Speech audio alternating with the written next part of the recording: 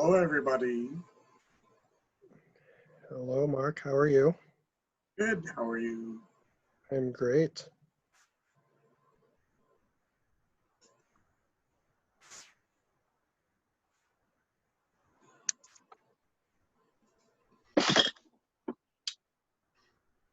Hello, Brandon. Hi, Chris. How are you? Wonderful. Good. I'm And glad. everyone else. Hello, Darlene. How's everybody tonight? Staying cool? Yeah. I'm the only person in Western New York that hasn't needed a haircut, so I'm doing okay. Well, oh wait, you can't see. Let's see. I got mine cut. Very nice. It looks very good. I told her, I said, cut it really short in case we get a second wave. Now that's being prepared, Darlene. Well, I have the happy news of my air conditioner breaking today. Oh, So no. Outside Ooh. is just like inside. Yuck.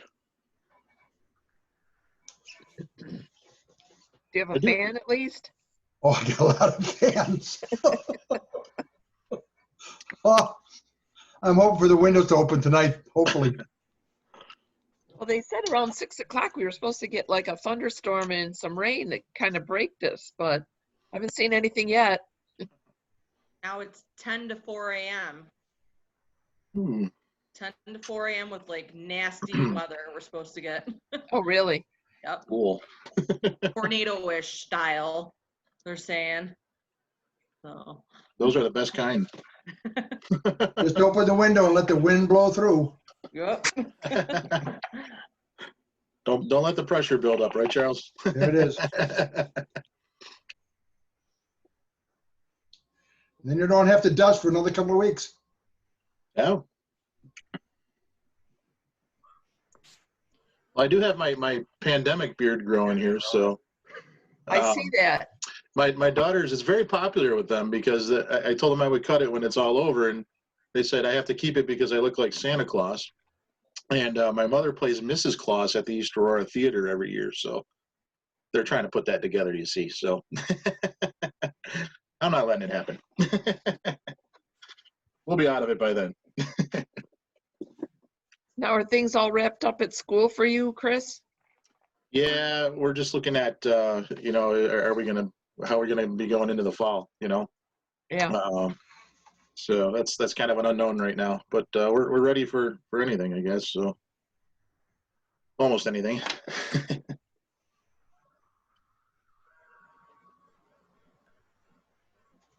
I have a feeling we're going to be online, at least till at least through the fall semester. Oh, really? I just have a feeling. That's all. Now, what do you do about kids who don't have access? They were. I'm not quite sure, but I know there was a lot of them that were provided, provided access somehow, or they were given different options on how to finish, or how to get their needs done. Mm-hmm. So we didn't have any in what I do, but I know they were out there. So there wasn't a lot. There was a few. There was a quick, a few. So. Some students were provided with laptops, and they needed them, and a lot of kids use the computers at school, the library. So they were able to get some out. Well, I know even in some areas, even if given, having a device, sometimes the kids don't have the access at home. Yeah. Families can't afford to have cable or whatever in their homes. Sure. So Yeah. wondering how they were going to deal with that. I haven't heard about that too much, but a lot of the kids we get from out of the city are from New York City area. Kind of, same as UV. It's kind of the same, geographic areas. Now, what school are you at? Buff State. Buff State? Mm-hmm.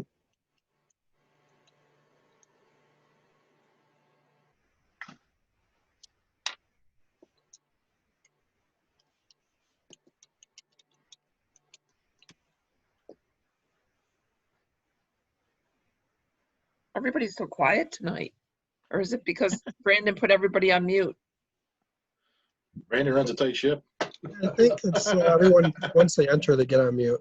Oh, this is the gathering time. This is the networking time. This is the part of Roundtable that, or Leadership Summit that, we're supposed to chat. So don't let me be the only one talking here.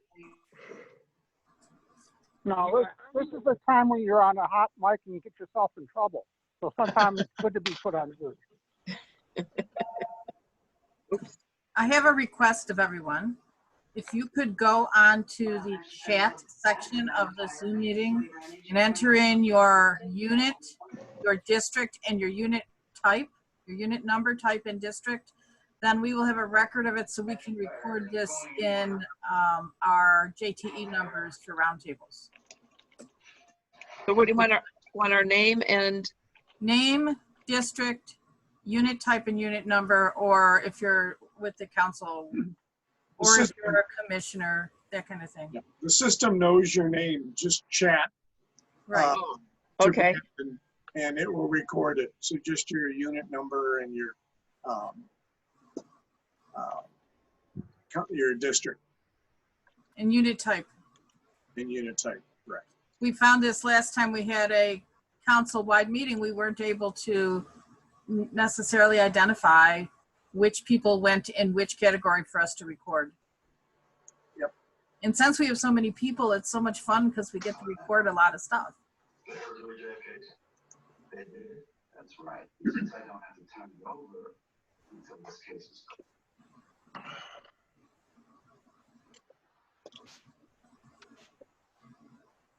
Hey, Warren.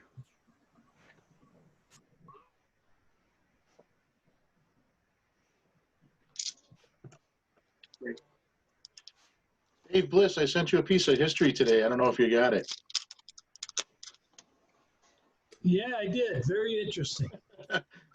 I'm digging up a lot of old stuff in those old boxes. A lot of old newspapers from council and staff stuff. And We have boxes that the movers packed when we first moved from Geneva to Hornell in 1978. And I haven't gone through all of them yet either. So Chris, are you finding the old, I think that was called the Frontiersman? Yes, I have I got a stack of those. Yeah, I have a stack of those too. It was a very nice publication that we had, when we were able to have it. And yeah, actually I pulled out, I showed Josh today a couple of the, there was always a special summer camp section, special edition to the paper. And all of the council programs are on there. So at that time it was Northern Lights, of course today Birch Park. And we were running Scout Haven and Shelkoff. Shelkoff was patrol style, Scout Haven was dining hall style, and the Cub camps were all in that one publication before summer camp, and it was just really nice. You had everything right there. Everybody got excited. It was like getting the Sears catalog before Christmas. I know I aged myself on that one, but. So that was back in the day when I started in the early 90s. Cub camp was only on the weekends. Right. It was mom and me, dad and lad, partner and pal. Yeah. Because we used to come in as the Boy Scouts were leaving, the Cub Scouts were coming in, and then as the Cub Scouts were leaving, the Boy Scouts, the next group was coming in. So yeah. So we were there. I think we were there like we arrived on Friday and left on Sunday. Yeah. Yeah, interesting. Oh, I'm sorry. I've got a box in the basement I just unearthed from 1942. Oh, wow. I've got in there when the Scouts used to have the carnivals at the War Memorial Stadium. Oh, yeah. It's got in there a flag that was part of the bond drive that the Boy Scouts used to do. And I've got actual awards that were given to the troop on pieces of leather. Pretty cool. Yeah. Wow. I remember we used to do Scoutorama. I remember going down to Memorial Auditorium for that a couple times, years ago. That was the race cars and push them around. Yeah, it was a pretty neat event. Yeah.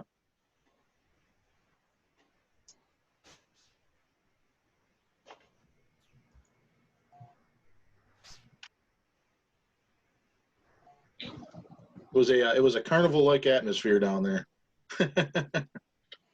I've actually got a neckerchief slide from back then. Oh, really? Yeah. That's one thing that I miss is that I enjoyed was the scouteries or the scoutaramas when I was scouting in the Grand Rapids, Michigan area. Usually in a big auditorium. A lot of fun. Met a lot of new kids. Yeah. Yeah, like I Well, said, it's a great way to a big showcase carnival. scouting. Oh, absolutely, yeah. Yeah, it was a big carnival. It was fun. They used to have the Scoutorama in Syracuse at the fairgrounds. And they had a couple different buildings that had different programs, and it was very interesting.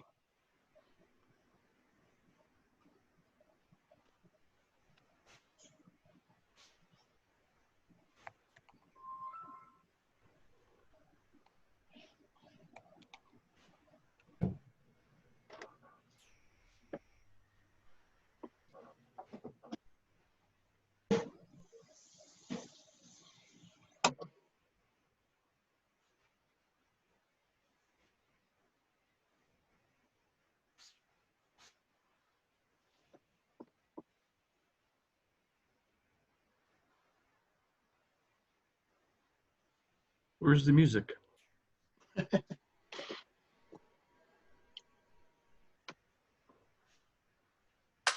If you are just joining us, if you could put your unit name and number inside the chat, as you see many people have, just so we know who's in attendance tonight. Sort of electronic sign-in. Yes, so if you want to everyone sign in, just list your troop number, your position, and your district. Waiting at 65 do that people on waiting in audio line to only. sign in on a paper. Yep. It is much easier just typing it in instead of making the line, Roger. Can't do it with audio only. We could do this type of sign-in when we get back to in-person meetings like this. Harry, I assume that is you with audio only? Yep. Okay. No excuses. Type it anyway. I will take care of you, Harry. Thank you.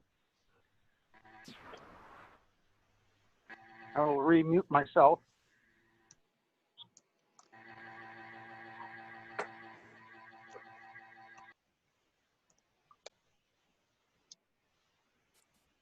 Okay, here's the other thing you need to do.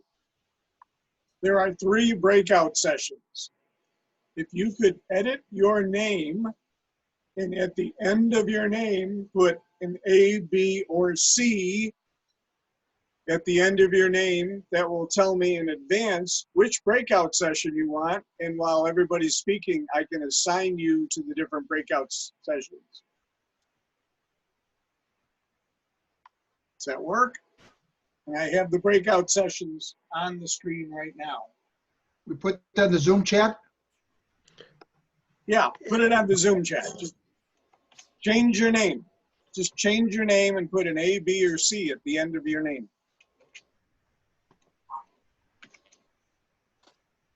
And I'm going to. So if you click on the 3 dots where your Yep. video picture is, one of the options is rename. I think that's what you're talking about, right? That's correct. And you can all see that I just changed my name to Mark Gaynor B.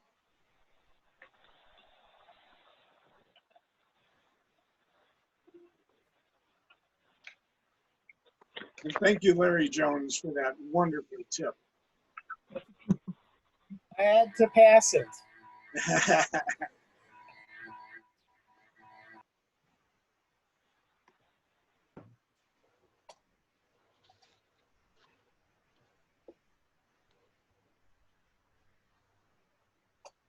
This is Dave Ryder. I'm on the phone. I don't have access to a computer, so I can't see any breakout sessions. Okay.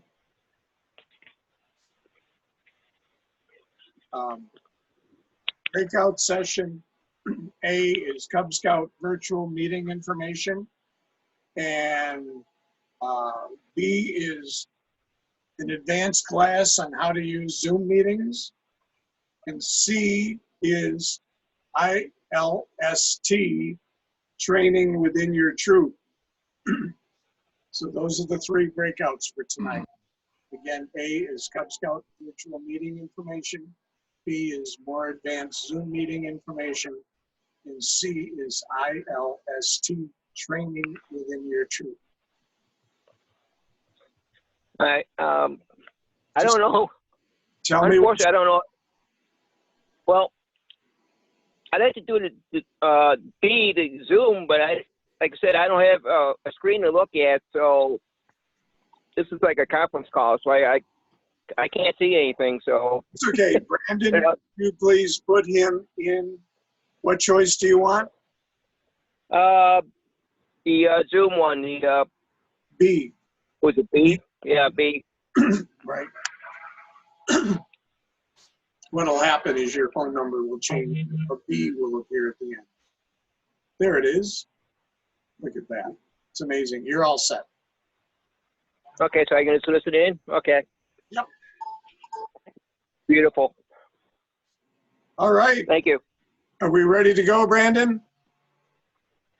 Let me just let Steve Malik in first. I think he. Oh no! Don't do that. I think Steve should come in. Oh no! I think you might rethink that decision. But yes, I think We'd love to good. see Steve. Well, that makes one. You know, we're all trying to raise funds in different ways. We could charge to join the meeting. It's just Steve, though. Hey, we're just finally getting people to come to the meetings. We're not going to charge them.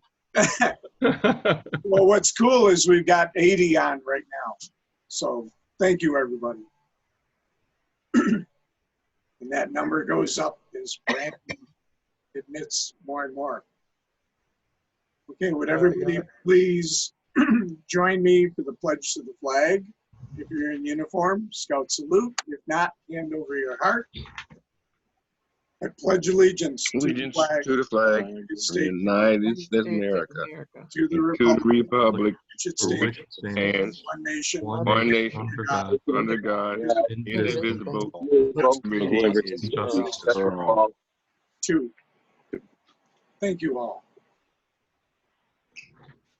Okay, tonight we have a very robust agenda. We're going to start with our council folks. And then our camp folks. The camps are actually going to talk to us tonight. This is pretty cool. I've never had the camp talk to me. And then the district, some of our district execs have some things to say.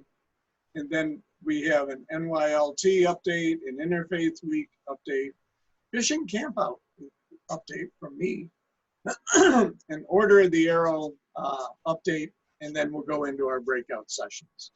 Any questions on the agenda before I move it forward? And Brandon is our moderator. So take it away, Brandon. Okay. Gary, Darlene, Joe, and Steve, are you guys ready? Yes, I'm going to start. And then I think Gary, then I think Joe, and Steve's going to clean up. So I have a very simple message tonight, and it's basically, I want to thank you all, number one, for being here tonight, and number two, for literally all that you're doing to keep our scouting program going in Western New York. I'm just blown away by the stuff that I see on Facebook, and I probably am only seeing a little bit of what's going on because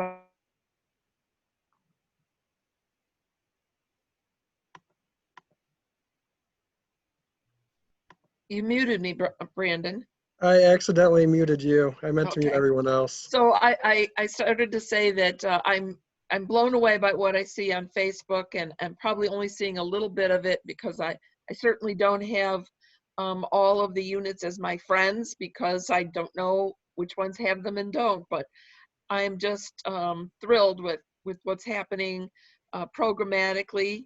I know it's up to the board's job to deal with things like the finances and all the unpleasantries that might be going on. And so I get wrapped up in that, but it is very heartening to see all of the program things that are going on.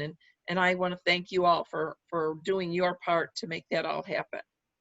I know that tonight you're probably going to hear about some things about virtual camps. So I want to thank the folks that have been putting that together. I saw the announcement about the Cub Scout Mad Scientist Camp. That looks really fun. And I'm eagerly awaiting to see what comes out for the Scouts BSA. So I'm pretty sure that's going to happen this week, but maybe we'll hear more tonight. So that's all I have to say tonight. I really am enjoying seeing what everybody's doing. And I know everyone's looking forward to getting back to some in-person scouting. So I'm going to let Gary Decker talk about that.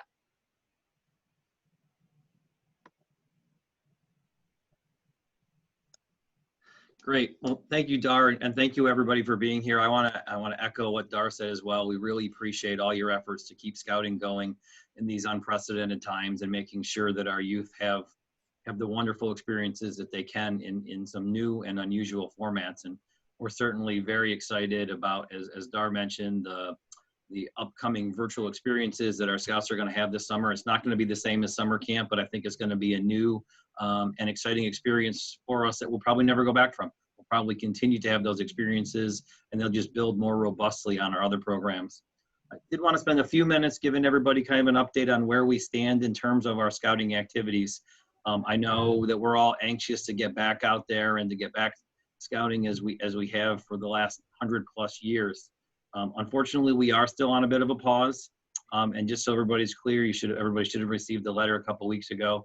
We're in pretty much ongoing and constant communication with state and local officials about when we can reopen.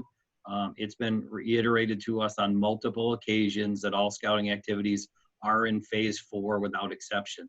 And so unfortunately, we do have to wait until phase 4 gets in place before we can allow in-person scouting activities. Again, we continue to monitor that. We continue to have discussions. We're hopeful that things may change, but that is exactly where things are. Certainly, there's been great progress over the last couple of weeks in our communities as things have started to reopen.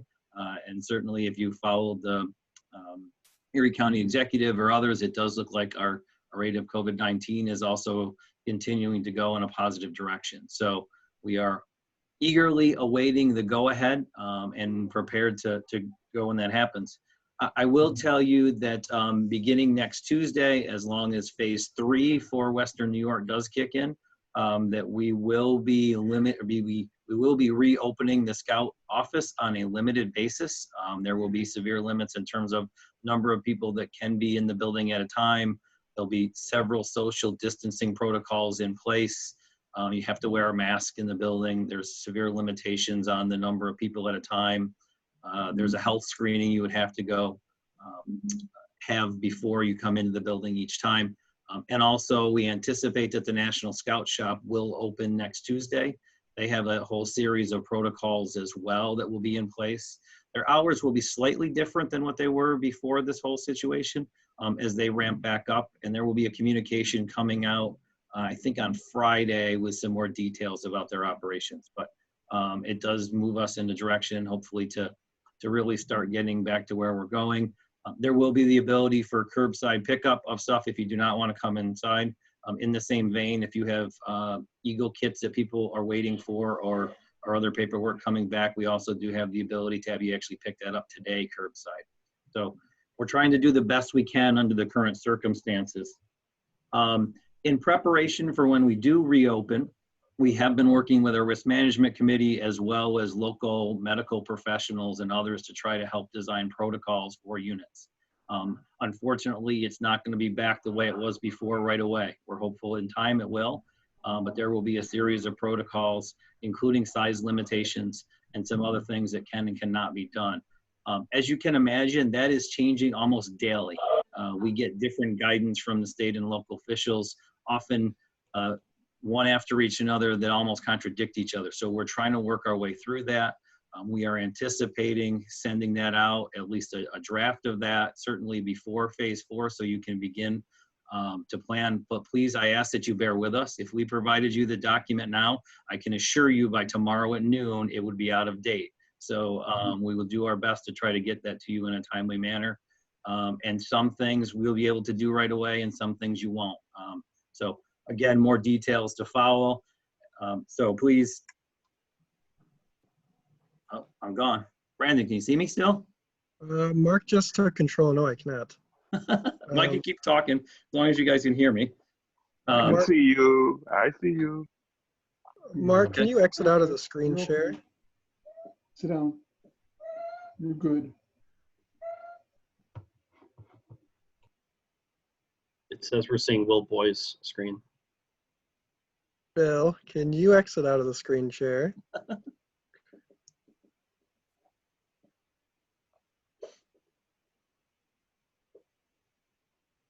So our moderator can take back control of the screen by not giving anyone sharing options for the moment.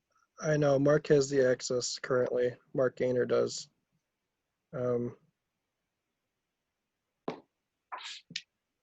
I guess Mark went to dinner. Mark, grab me a cheeseburger. Mark Gaynor, can you please?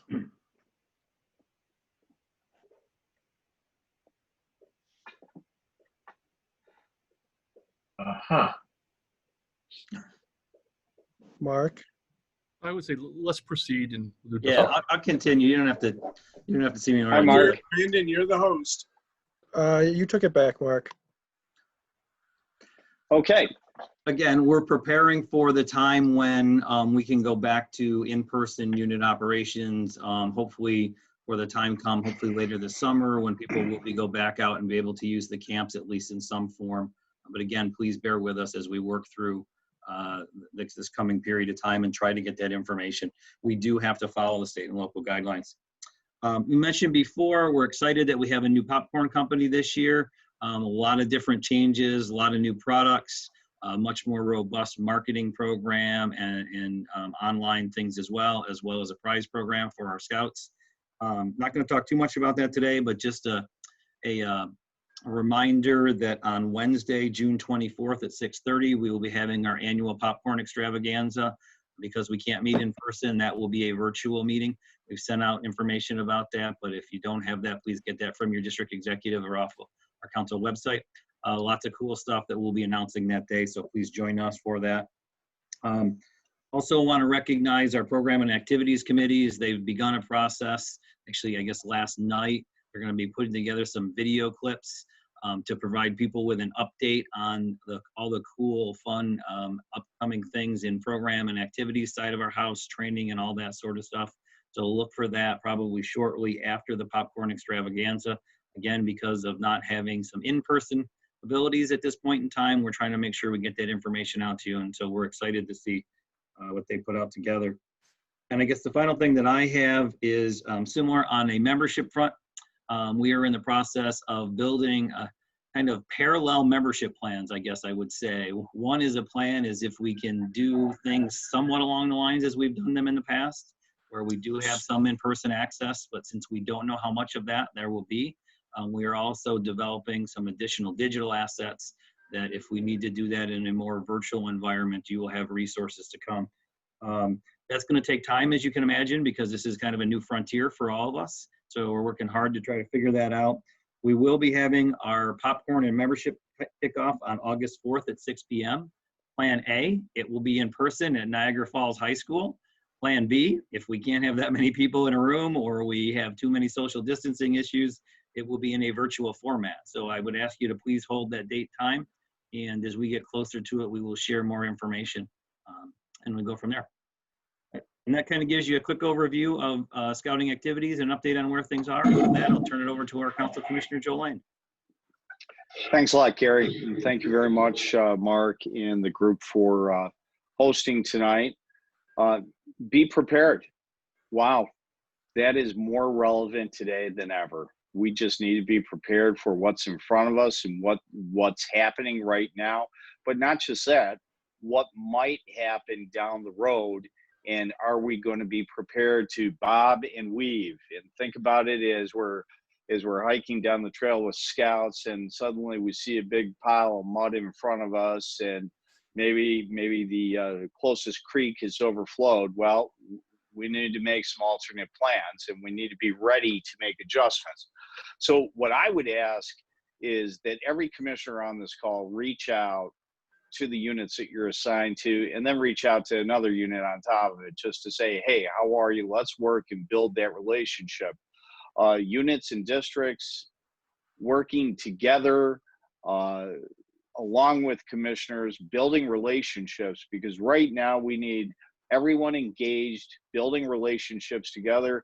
And I think our units need to really look towards reaching out to all their scouts and to their scout parents. And obviously starting with, hey, how are you doing? How are you handling things in front of you today? And how are things going for you? And, you know, is there something we can do to assist? And that's what scouts do. We are helpful. But if we sit on the sidelines and wait for in-person scouting to be just approved across the board and allowed to re-engage 100%, we truly risk losing our scouts. So let's not let our scouts find things that are of other interest to them, because I know that everyone on this call feels the same as I do, which is what the scouting program does is the most valuable thing to youth in America today. So we're looking to engage our scouts now so we don't risk losing them in the future. Now's the time for our units to act to preserve the scouts, and now's the time for our districts to act to preserve the units along with the commissioners. Some of the questions you might have, ask your scouts and ask your units are, what types of summer programming do we have to bring them? And I know that we have programming people working hard to do that, but not just that, there are some innovative things that individual units are doing. So please jump forward and do that. Do you have advancement happening? And by the way, a Zoom call is a great way to handle recognition, and at least so we can get some immediate recognition out there before we have the in-person recognition that we'll all return to hopefully soon. What are your units going to do? Please engage them. What are we going to do to handle recruitment? What are we doing about training for YPT? Keep in mind that every one of us all did YPT training 2 years ago, and we did it right around this time. So that means we're all running out of our YPT certification right about now or in the next couple months. So please, now's a great time. Let's get that done and make sure that it happens. And please, committees for units, have the discussions that take place now. What's your plan A? What's your plan B? And what do I mean by that is, you know, well, how's your meeting place set up for the fall? Is your school or church or post or fire station, wherever you meet, are they going to allow you to meet there in the fall? Because we do know that there are some school plans out there that say that there will be no after school third parties allowed, and that may change between now and then. So please try to spend time now looking for a plan B in case that doesn't work out. Talk to your units about it. Talk to your chartered organization. And what does it look like? And if not plan B, what do we do? Maybe we have more outings with smaller groups. Are we meeting as patrols in dens in person and then meeting as packs and troops in a virtual manner? We're not sure. These things change every single day, but you need to set up your plan B now so you're not scrambling later on. And last two things I just want to throw out there is program. Scouting needs program. We have calendars are coming out. Look at those programs and see how involved you can get your unit now. Start putting together your program for the fall. Start putting together your membership plan, which Steve's going to talk about. Start talking about funding. Start talking about popcorn, because we need to be prepared to engage our units, to engage our scouts, and we need to be prepared for membership, program, manpower, and money to keep your scouts going and to deliver the highest quality program and to keep our scouts in a safe environment. So I'll echo what Gary said and what Darlene said, which I know that Steve is also going to say is thank you. Thank you so much for everything each and every one of you do. Scouting is more important today than it's ever been, and the best days of scouting do indeed lie on the trail in front of us. Thank you so much. Steve Malek, our next president of the Greater Niagara Frontier Council, please take it away. I think you said it all, Joe. In fact, you hit on a number of points that I was going to mention that were in my notes from our meeting last week. But I want to reiterate, first of all, that on August 4th, we are going to have a membership kickoff along with popcorn at the Niagara Falls High School. The Plan B, as indicated, would be a virtual event. But we're really hoping that we'll be able to get up there and get everybody together. In the meantime, I want to emphasize also that the units should be reaching out to their scouts and their families to make sure that they're engaged and they're active in these difficult times. And also to have both Plan A and Plan B, as Joe has indicated, both an in-person plan to start in the fall and a Plan B if we have to go virtual. Otto and I are putting together our membership plan within the next few days, and we will be producing a video with respect to that. And if you need anything in regard to membership, whether it's flyers or something to be done online, either let me know or Otto know, and we can help you with that. With that, I really don't have much else to add that's already been said, except to also thank all of you for everything that you've done. It's really difficult, and you've just stepped up to the plate, which makes me very proud to be part of this organization. Thank you.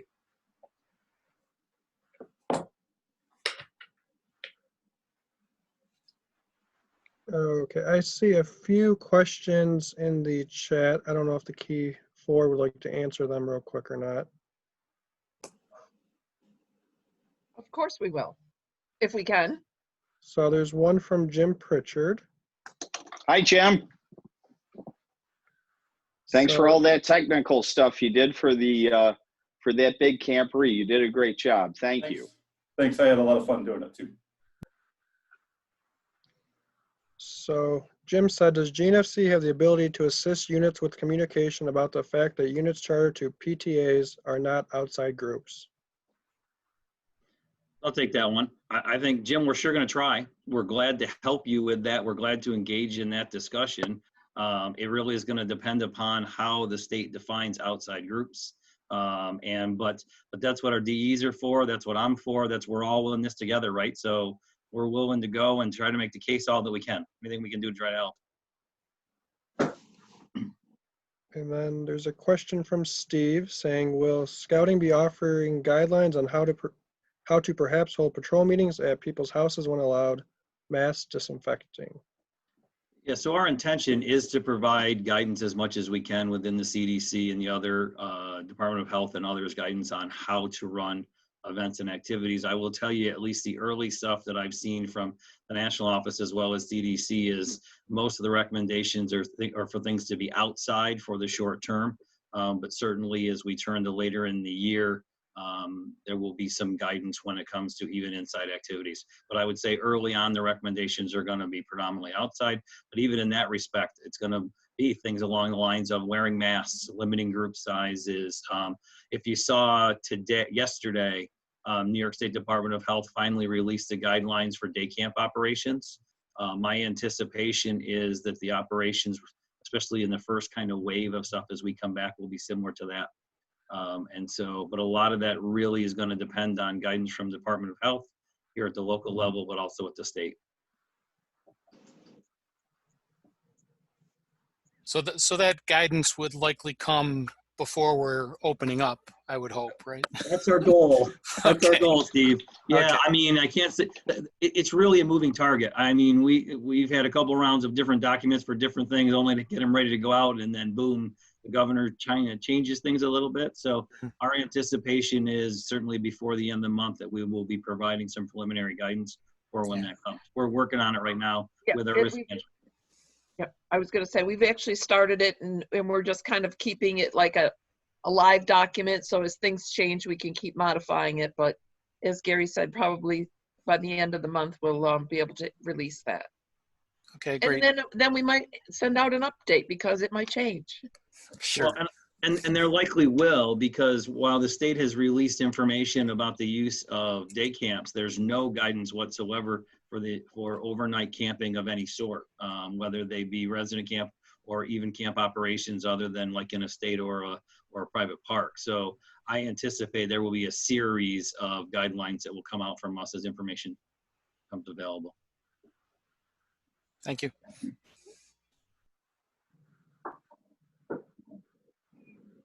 Speaking about camp, I think now we want to go to Josh, maybe? Can I just, Gary, I didn't know if we were going to offer what our thinking was for units going to outside GNFC for camp this summer. There's only a few camps open. Did you want to share our kind of our thoughts? Yeah, so and this is as you can imagine, with the fact that with the Boy Scouts of America, we've never dealt with a global pandemic, especially as it comes to camp operations. As I think everybody knows on this call, we have made a decision as a council that we do not believe it is safe to operate a resident camp or a day camp this year. That is our feeling for all scouting activities. And there is a question mark from the national office and from the legal team on how BSA liability insurance, whether it would or not cover a unit who decided to go to a non-council camp this summer. I cannot speak if it will or not. It is an unknown area because we've never dealt with this issue in the past. The only thing I can say on that is that it is the recommendation of Greater Niagara Frontier Council that we do not believe camps can be operated safely this year, so we cannot in good conscience recommend people to go to another camp at this point in time. If you choose to, that's a discussion you have to have with your families and with your sponsoring organization, but it will not be with the endorsement of the council because we just cannot at this point in time, unfortunately. Thanks, Gary. Yep. Brandon, I am actually stepping in for Josh. He's going to be a little late here. I'm here. Oh, I'm sorry, Josh. I didn't recognize your face. I'm sorry. You don't like the boat lake? So I'll do a quick intro and then I'm going to pass it on to a couple other people to talk about their program. So kind of building at our scouting at home theme, we've decided to launch a scouting at home summer series of a couple different programs we think are going to fit the desires of the units that are wanting to get their scouts active and doing some stuff at camp. Brandon, bringing up just what I was about to talk about next, our website. We do have a page that launched today. It's going to detail a lot of what we're talking about today and will be updated a lot throughout the next week because as it's kind of been elaborated to, things are changing daily and we're still highly developing a lot of these programs. So I'll talk about my part, virtual merit badges first, and then kick it over to Stacy. So we are going to have a virtual merit badge series, if you will. It's going to run from 7:20 to 8:17. Those are 4-week-long sessions, so the badges will meet during that week, Monday through Friday.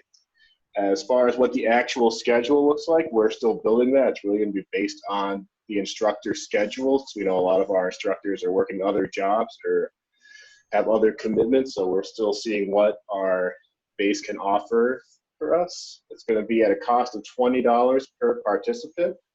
The classes will be primarily run through Google Classroom, so you do need a Gmail account set up by the time the classes start. Registration, we're going to have more details on kind of our expectations to how we see the classes running and kind of obligations for the scouts when they take them. That'll be up by Friday.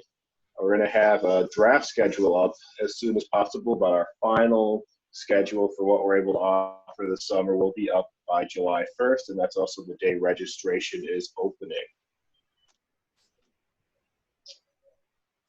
That's all I have for merit badges right now. If you are a merit badge counselor and are interested in teaching something or have a skill set that you want to share through a merit badge, feel free to contact me at josh@gnfccamps.org or talk to Dick Hannaberg, and he can get you in touch with me, and I can let you know a little bit more about how that procedure will work. And let's see, any questions for me? So I'm going to throw it over to Stacy to talk about the Cub Scout camp stuff.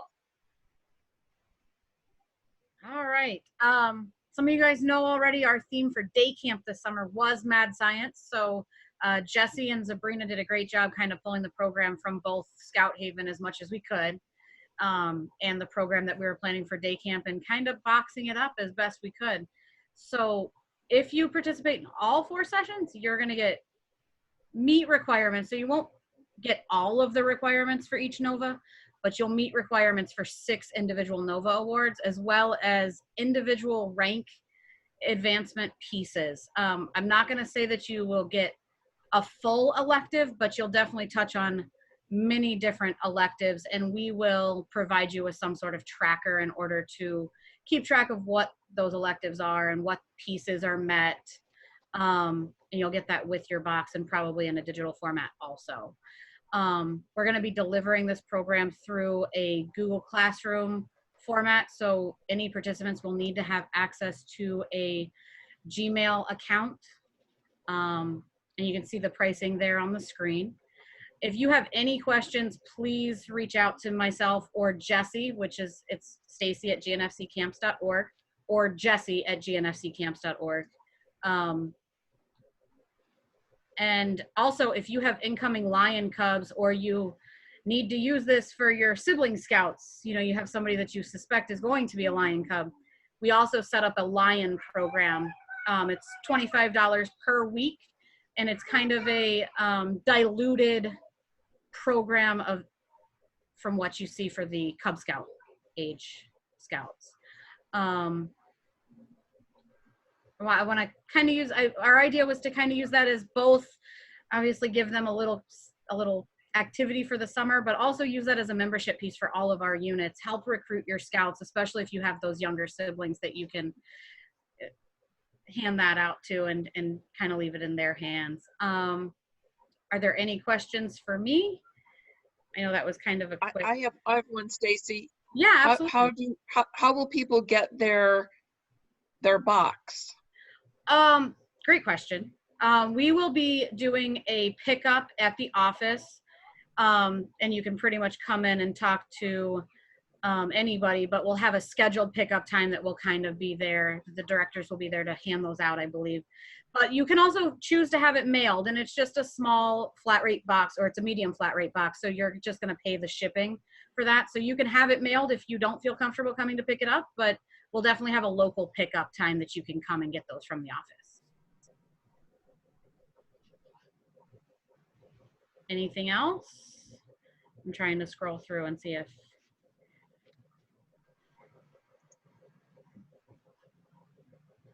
Is there anything you would add, Dick, that I might have missed? Or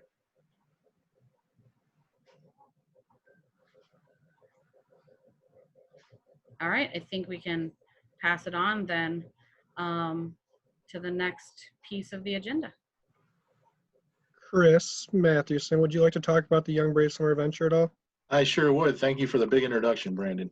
You're welcome. This is the most exciting part of tonight's meeting, I'm sure. What we've decided to do is we took a look at, there's a lot of councils doing virtual camping programs, of course. We took a look at ours, and we didn't want to be the same old, same old. So I was trying to think out of the box a little bit. And one of the things I get a lot of feedback on is the how popular the Young Braves program is for our summer program. And I've been getting a lot of feedback from those Cub families that were going from Cubs this year to the scouting program. How they're kind of missing out. And I thought about that a little bit. And yeah, they actually miss out on a lot of that transition when they can't make a summer camp. And the Young Braves program is designed exactly for that. So what I came up with is we're going to do kind of like a TV show.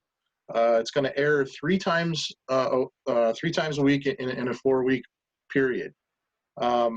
and it's going to be based loosely off of the Young Braves program, as of course, you know, there's not things we can do in person, and you know, like we're not going to be like, you know, chopping wood and stuff in front of each other, but we are going to go through Toad and Chip, we are going to go through Fire and Chit, we're targeting the scouts from the ranks of scout to first class, which the Young Braves program does. We're going to help those new families transition. And with the TV show, I guess there's enough of you on here. I'm going to age myself again, but if you ever saw Mutual of Omaha's Wild Kingdom with Marlon Perkins, I'm going to be Marlon Perkins, and I'm happy to announce Matt Grosso is going to help us out. Matt was in charge of Young Braves last year, and he's going to be the star of our show, so to speak. So I'm going to kind of be the host, and Matt's going to run the program, and he does very well with getting that transmitted to younger audiences. Jim Pritchard is jumping on to help us. We talked to Jim earlier. He was one of the first that came up and said, I want to help, and we definitely can use his help. Josh is going to be helping, of course. Andrew Wozniak is also going to be helping. So what we're going to do on these three, we're going to have 12 different sessions with these 3-a-week programs, and it's going to cover 12 different topics. We think it's going to keep everybody engaged, having a lot of fun, and like the Wild Kingdom show was, we're going to bring the wild to you, so to speak, to your home.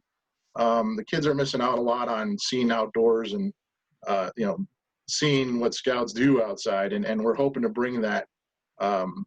You know, unfortunately on a screen, but we're hoping to bring that to where they see that, and it's something besides the back of someone's room or a green screen. We're also going to offer a live session, maybe once or twice a week, where the scouts and scouters can interact with us, interact with the stars of the show, so to speak. And if they have questions on some of the skills, if they have questions on some of the things we talked about, you know, we give them an open forum where we're accessible, and you know, we have some summer camp staff members available to, you know, answer different questions, even if they have a question maybe about swimming or something like that you know, we can't do in person. So everybody's really excited about this. I certainly am. I think, yeah, there's information there. I'm going to have a program guide. We're going to have that out by July 1st. Registration link opens on June 12th to register for the programs. The cost is $115, including 1 free merit badge registration. So we feel with this program, and with you know, Josh and I kind of divided and conquered on this. Josh took the merit badge group, and we feel like we're covering all the age groups. You know, we're not leaving the newer kids behind or the older kids behind. There's a little something for everybody. So I think I covered everything on that. Anyone have any questions? There's a lot more coming down the road, of course. So as Josh said, we're putting this together. Chris, the only thing I'd add, just to clarify, so those 3 segments, when they premiere a week, there'll be a premiere time, and people can tune in whenever they want to catch up with them. So yes, whatever schedule your scouts have this summer, they can come back and watch that content, look at what we're showing, and then they'll have prompts to go do things at their home or outdoors on their own schedule. So we didn't want to make a day-long schedule to really, you know, drain people from staring at a computer, if you will. Right. Yeah. Thank you, Josh. I forgot to say that. That's important. So I'm just gonna say this because I'm reading some of the chat. So Jim McClure, did you ever think that your Young Braves program would be virtual? Never thought it'd be virtual, but it's a good idea. Jim, we weren't going to let it die. We got to keep it going, right? So that was the way to go. If I could help, I'd be willing to. I know that. And I'd also like to just throw in that when I see what Josh and Chris and Stacy are doing, they've been working on program not just recently, but they were working on program throughout the entire fall and winter for this upcoming summer. And they put countless hours into this and making a quick and nimble transition into a program that can be delivered, but not just delivered, but hopefully pique the interest of some of our kids out there. My hat's off to them, and I just want to thank them very much. And the reason you're looking at a picture of me is because I'm eating dinner too. This is Steve Zelazny. I have a question that maybe is doesn't necessarily reflect my view, but I can see some of my parents and families asking it. Is the cost like a fundraiser for council? Are you paying some of the staff? I don't think your costs are unreasonable, but I just wanted to be prepared to how to answer that question. Yeah, Steve, that's a good question. Josh, did you want to pipe in on that, or I can handle it? And Gary would be good for that too, as well. I'll be glad to answer That's a it. Gary or Dick question. You know, it's no different than any other camp operation. There's overhead all the way around, and in order to provide a program, especially when we've had to pivot so fast, you know, there's resources and stuff that have to go in there. We think these are fair prices, especially under the circumstances. But there's a cost to having a scouting program in Western New York, and camp is one of those. I will tell you that by not having a summer camp program this year, it's more than $250,000 hit to the council operating budget, and that puts us in a very difficult position to continue to provide a quality program going forward. These virtual programs won't even begin to touch that in terms of price. We believe the quality, quite honestly, is far above and beyond what we're charging. I would argue that we could charge double that, because I know the program that these people have developed is going to be first class, and so it's a fair price and a quality program, and I hope people come and check it out. I will add that we are looking to have campership dollars available if people are in financial need, and people can contact Dick about applying for that if necessary, so you guys can spread that to your units. Josh, you were on the same level. I was about to chime in with camperships. Why don't we address a couple of these other questions too? Sue Biter's question. Sue, that's a great question. As you and I talked on the phone earlier in the week, our intention is to open up as many scouting activities as soon as we can, as long as we can do them safely. We have to follow the guidelines from our state and local authorities. That's not an option for us to go otherwise. We also have to follow the recommendations of our risk management committee. They are professionals. We have 2 doctors on that group. So we're going to allow scouting activities to run when we can allow them to happen safely. We're hoping that sooner rather than later. We're hoping to be able to allow people to go out to our camps before the end of the summer, but we have to wait and see. So this is not us not wanting scouting to happen. I can strongly assure you that. And then in terms of when the office opens, can we bring in registered merit badge counselors? Yes. In fact, there's a drop box out front. We've had a drop box out front since before we actually closed the office. If you have applications or things that need to be dropped off, feel free to drop them off. And actually beginning them next Tuesday on a limited basis, people can come into the office. So feel free to do that, and we'll process them as quickly as we can. Gary, where is that drop box? It's on the inside of one of the columns by the front door. It's not facing the road. It's on the side towards the building. I see there's a question also from Margaret, Troop 92. Do you discuss the totem chip and fireman chip, or do they earn it? Of course, they'll have to earn it at some point. What we'll do, Margaret, is we will go through the entire syllabus and there is a syllabus for both of those. We will do that. We will do it on video and on the air, and you know, Matt will be showing the ins and outs and all of that. You know, at that point, the idea is that it becomes a reference for the scouts, and you know, it's something perhaps they can show when we can get back together again, they can show their unit leader, yeah, I watched this, I saw this, this is how you do it. So I hope that answers your question.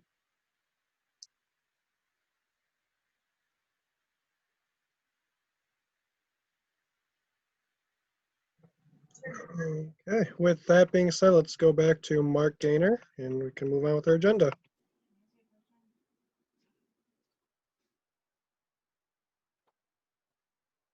Mark, you're muted. I did. Can everybody hear me? Great. Next, we have the 4 district executives. We'll start with Bob, then Brandon, then Warren, then Brittany, if they have any comments or anything that they have to add. So, Bob? Yes, I'm going to yield to our district chair, who is back with us. He has a few words he would like to say. A, B, C. That's it. Thank you.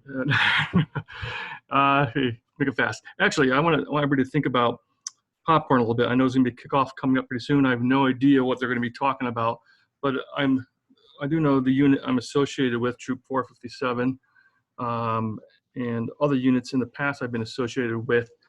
We normally do our budget planning for the upcoming Scout year in May and June. So I imagine many of your units do the same.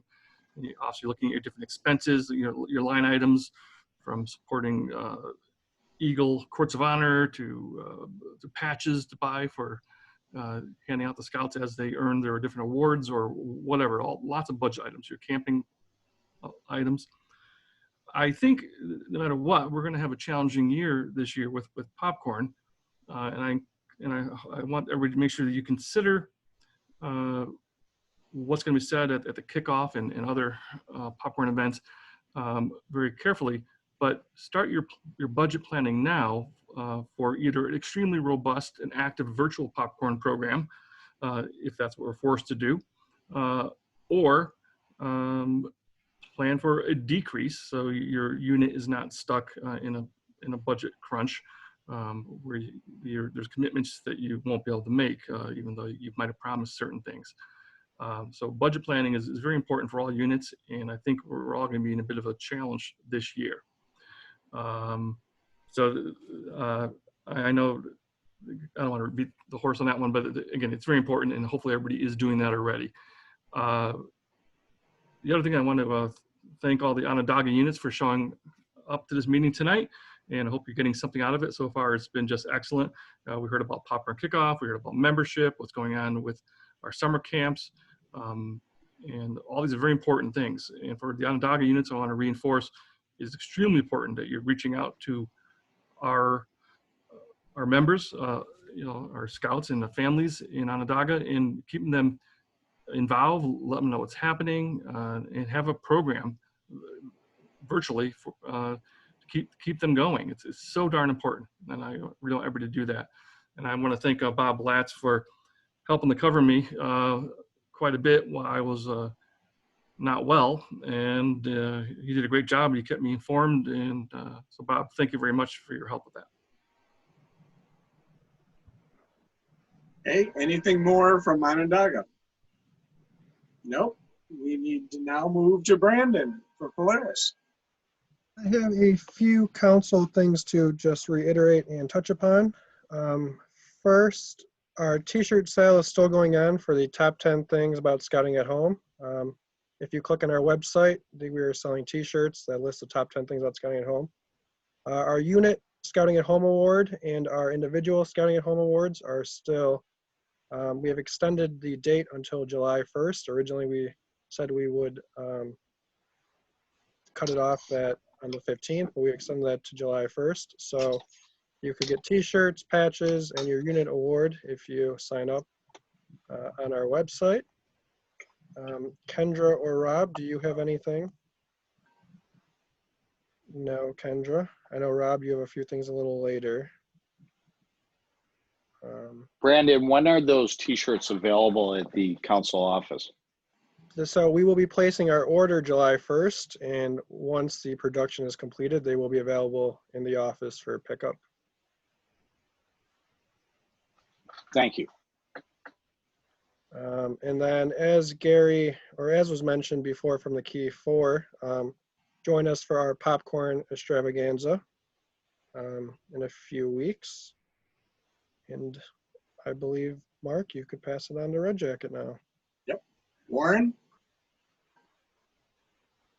Thank you, Mark. So I'll go over a few dates that I have real quickly, and then I'll hand it over to Andy because I know he has a few things that he'd like to talk about. Just real quickly, though, for Red Jacket, our district committee meeting will be coming up on June 23rd, that Tuesday at 6:30. We'll have it virtually, so an email will go out to everyone in the district for that as well.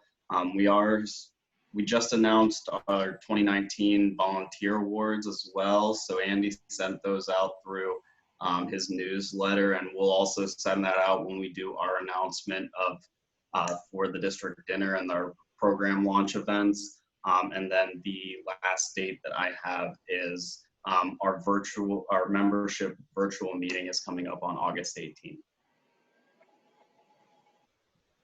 That's all I had. Andy, did you have something? Yeah, I've got a few things. I just want to, first of all, add to what Warren had mentioned and what Joe Lane had alluded to with regard to the commissioners contacting the units. Our commissioners have been doing that. I guess we've had a couple of rounds of that right now since May. And one thing that we're finding is, the whole continuum of units not meeting, units meeting a little bit, units trying to do a little bit more, and some concerns that units have with regard to the COVID-19. And I just think we all need to respect whatever emotions and feelings that those scouts and their families have. We need to respect that. The other thing is this weekend would have been our Scout Family Camp weekend. And for all of the team that's on the phone call, I want to thank them again for volunteering for that event. And we'll just pick it up sometime next winter to plan for 2021. The other thing that I wanted to talk about, and I've had a couple of conversations with people, and we've already mentioned a little bit tonight with regard to the economics of scouting, with regard to the price of camp, or for the virtual camp. Brett just talked a little bit about budget and planning with regard to popcorn. And one thing that I think we need to look at, and I would be happy to volunteer myself to continue a discussion about goodwill. All the things that we do create goodwill and become an investment in scouting and in our committee, or our community, I should say. And sometimes I think we miss that, or might, for the lack of a better word, take advantage of some circumstances and ignore the value of goodwill.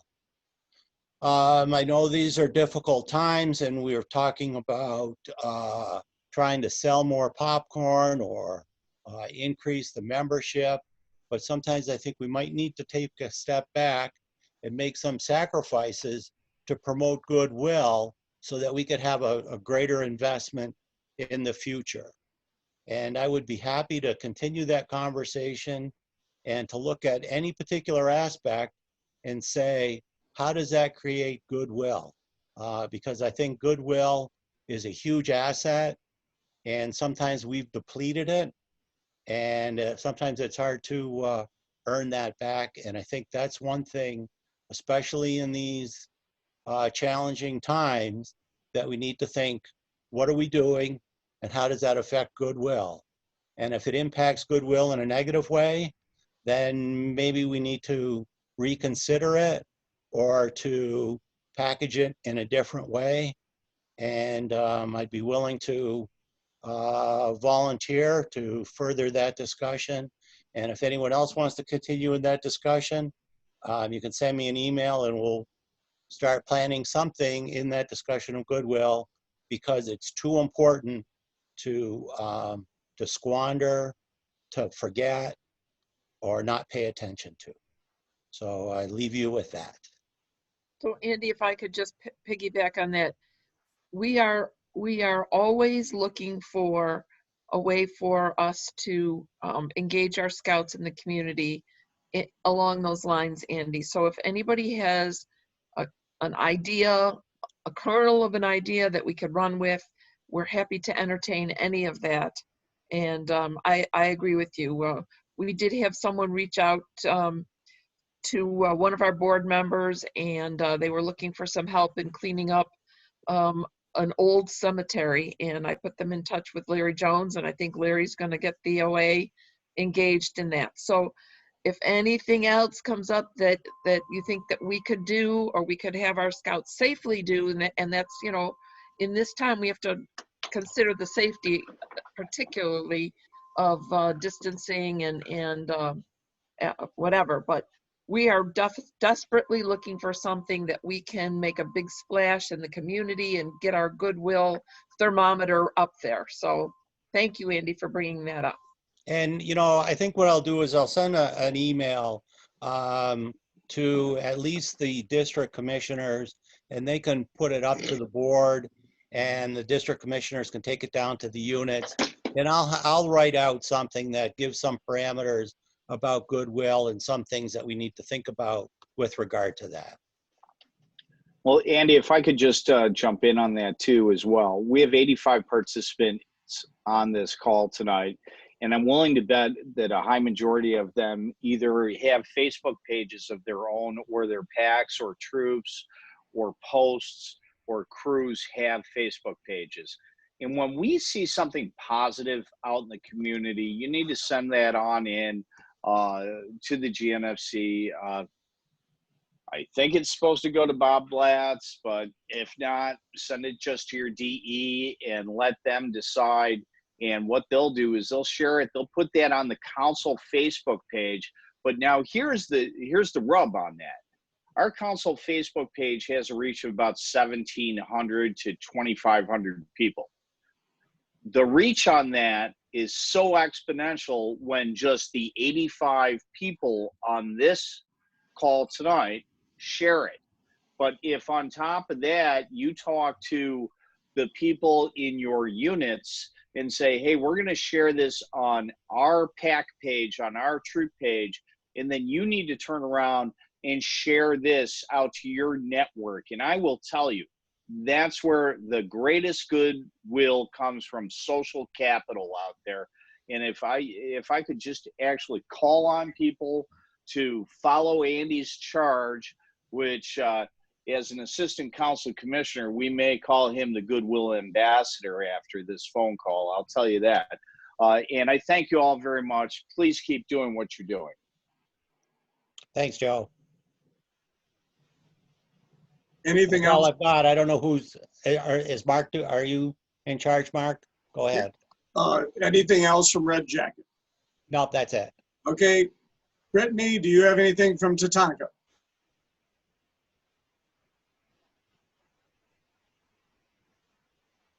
Thank you.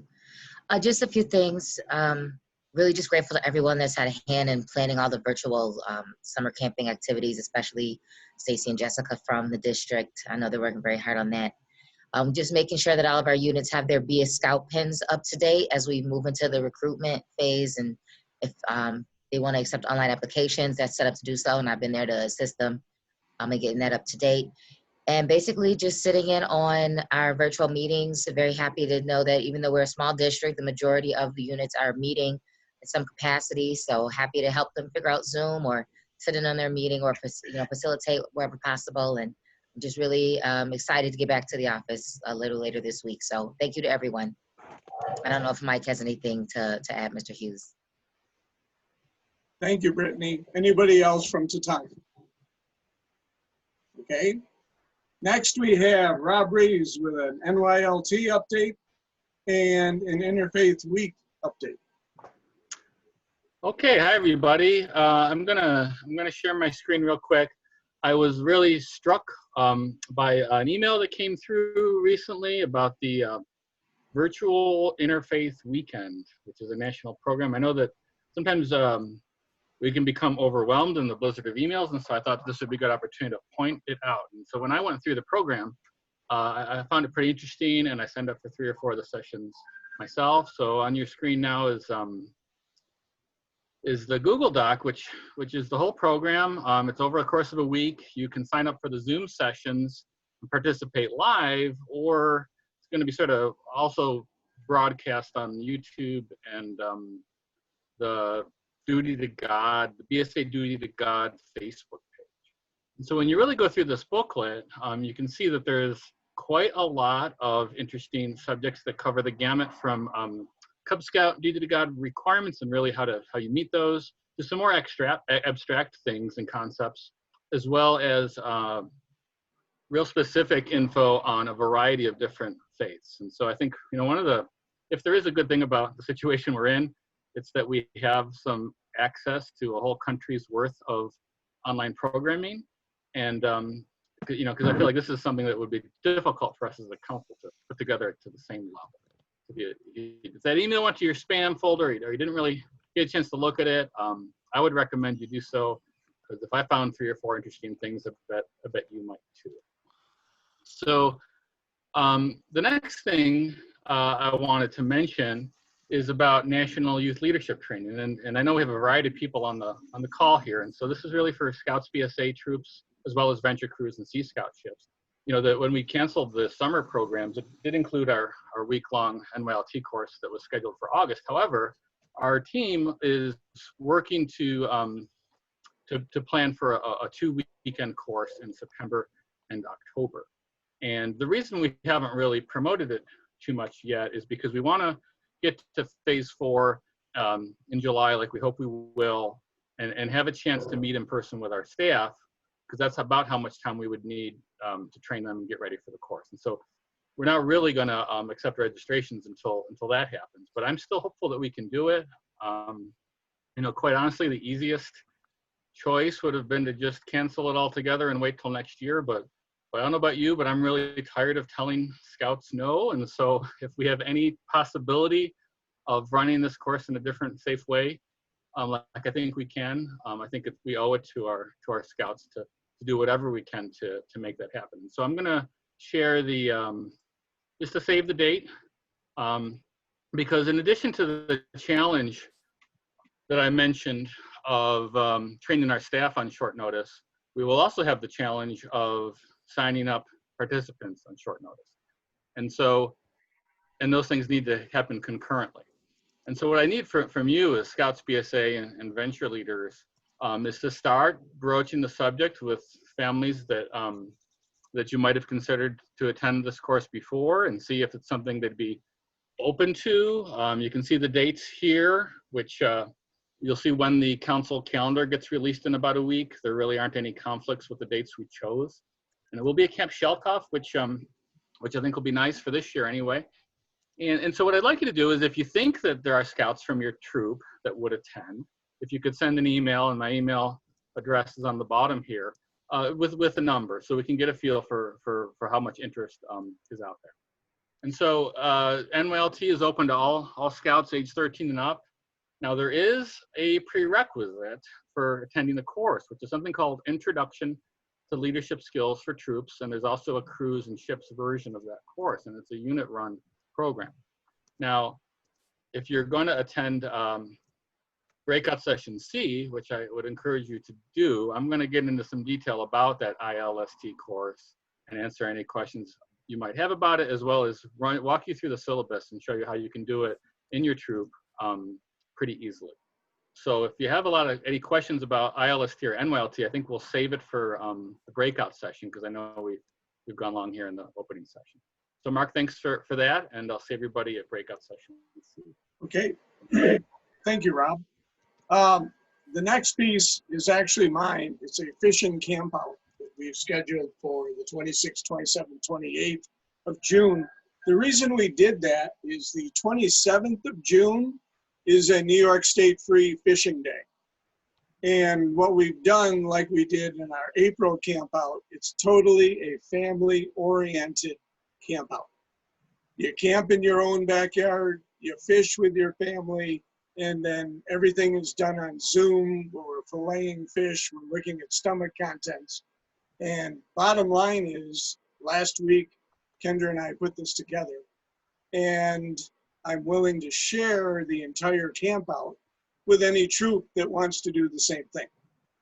We can't do it as a scout activity altogether, but certainly the families can follow along. And if you go onto the 824 website, under activities, you can go down to F or V for virtual. There's the last camp out. Here's the fishing camp out. And here's everything about the camp out with the agenda, with everything else, the 3 merit badges we're going to cover: fishing merit badge, fly fishing, and fish and wildlife, and also what we're going to do with the Hornaday Awards.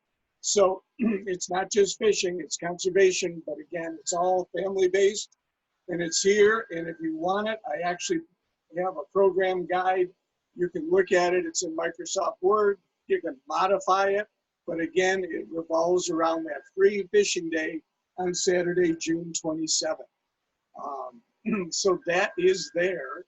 And I just wanted to let everyone know about it. So all you have to do is go to our website, go to activities, and you can find that on our website. And I didn't share my screen. So if you wanted to see it, that's okay, but I know we're short on time.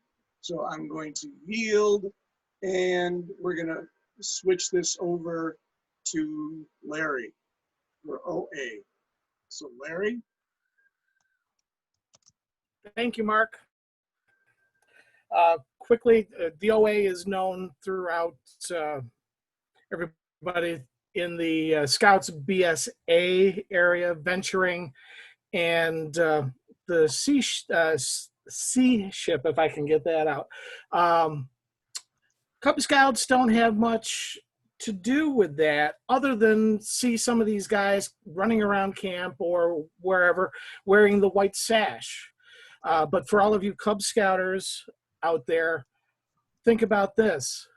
When your youth moves up into Scouts BSA, venturing, or the Sea Ship, they can become one of the members of the Order of the Arrow. And what is the Order of the Arrow? It is the Order of the Arrow is the top of the Boy Scouts. It is the I've lost my train of thought, but it is the people that do a lot of work around camp, around council, around scouting for the benefit of their other members. So if you're out at Cub Scout camp, whenever we can get back there, and you see some of these guys running around with the white sashes, we are the members of the Order of the Arrow, and we enjoy helping everybody. We usually volunteer for the family fun camp out, the Halloween fun day, all that good stuff. We enjoy having as much fun as the Cub Scouts do. So for the most part, for all of the Scouts BSA venturing and Sea Ship people out there, our election time, unit election time is running down. National has extended it until July 1st. So any of those can schedule an election.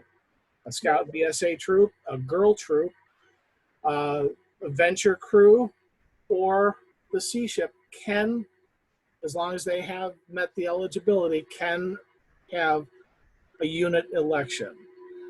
If you want to know what the requirements are, I'm not going to go into them now. Dick is our staff advisor. You can get a hold of him, he can get a hold of me, and I can run down all of the good stuff that National has changed for this year. And it has opened up a lot of possibilities for units to do elections. Actually, before this, I was on an election for one of the units, Troop 457. So they had their election tonight.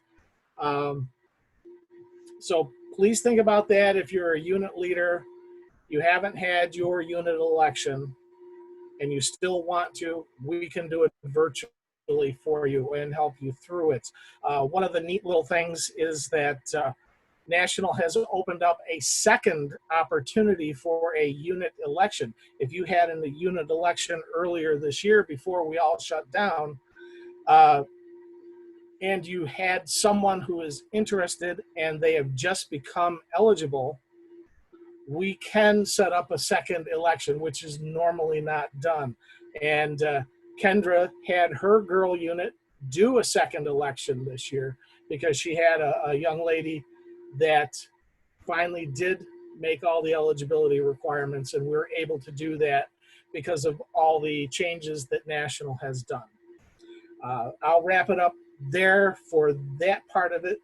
Think about elections, get a hold of Dick, he can get a hold of me, and we'll set up an election for you as long as it is before July 1st. Now,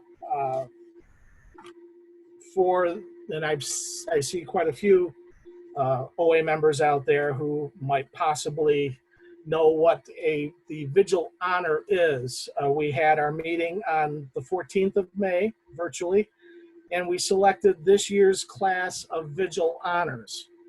The Vigil is the highest honor that is bestowed upon the local units and members of the specific council that the lodge is in.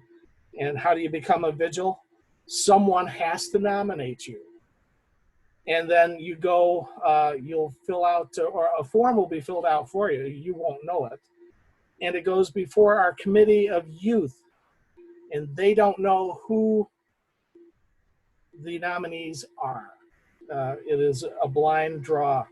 And the young gentleman who formed the committee this year, and a young lady, chose this group sight unseen.